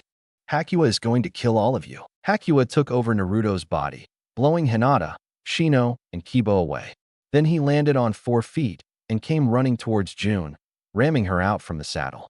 The Shirsu came between Naruto and June, but then it smelled his scent and ran away howling. June watched in horror the boy. What are you? She asked. How can you scare Nyla? I am Hakua, human, the 9-tailed fox of the air nomads. Then Hakua discovered June's top knot. You're one of them. Die Fire National. June dodged quickly the gust blown by Hakua, which blew up the part of wall she was at a moment ago. Wait, she screamed. I'm a traveling bounty hunter. I'm not from the Fire Nation. Liar. Hakua screamed back. Only Fire Nationals wear top knots. Hakua stopped hunting June when a flame passed right in front of him. Looking at the direction where the fire had come from, he saw General Iroh in a battle stance. This has gone way too far, Hakua, he said. I understand your hatred towards my people, but it doesn't give you any right to kill them. Release my son at once. Never. Hakua screamed, throwing Iroh at a wall with a gust of wind. I have the full right to kill every single Fire National in existence, just like you killed every single man, woman, and child of my and Zinfi's people. And I'm going to start with you. Hakua created a tornado with his hand. But before he could strike, he was pushed back by wind. Looking back, he saw Aang, with Zuko and Kurenai at his sides. Why, Hakua, Aang asked with sadness in his eyes. You promised me you wouldn't hurt others. Tears fell from Hakua's eyes. I'm sorry, Aang, but I cannot keep that promise, ever. I can never forgive the Fire Nation. Hakua jumped over the wall and disappeared to the woods. Zuko ran to his uncle, Kurenai following him. Come on, Aang. We'll have to go. Sokka shouted to Aang, snapping him out of his shock. Aang ran towards Appa, where Katara, Sokka, and Momo were waiting. Commanding Appa to fly, the group left. So, where shall we go now? Sokka asked. Isn't it obvious? Aang commented, well, go after Hakua before he causes more damage. Besides, he's moving towards north, so it will not slow down our travel. Though Aang had decided to keep on helping Hakua, he was starting to doubt. He wondered if it was too late, that these 100 years had filled the sacred beast's thoughts with bloodlust not truly extinguishable, that Hakua had already completely succumbed to madness. Meanwhile, in a hut near a river, an old man was standing in the middle of candles. A young man with a scar on his nose came in. You called me, father, the young man said. Yes, Irika. The old man sweared. The fire has spoken to me. The hero of the Fire Nation is getting weaker in mind, while the beast of revenge gets stronger. Do you mean Naruto? Yes. Before you ask, the reason I'm telling you this is that he's coming this way alongside the Avatar. The only one who can save Naruto is you. Well, I could try, father. But how can I do it? You will know, once you see him. Also, do not tell Mizuki about this. Unlike you and me, he doesn't accept Naruto's existence. If Mizuki confronts him, Naruto might die. Now go. Irika bowed and left the hut. Little did he know that a white-haired youth around Irika's age had listened secretly their conversation. Silently, he left the hut as well.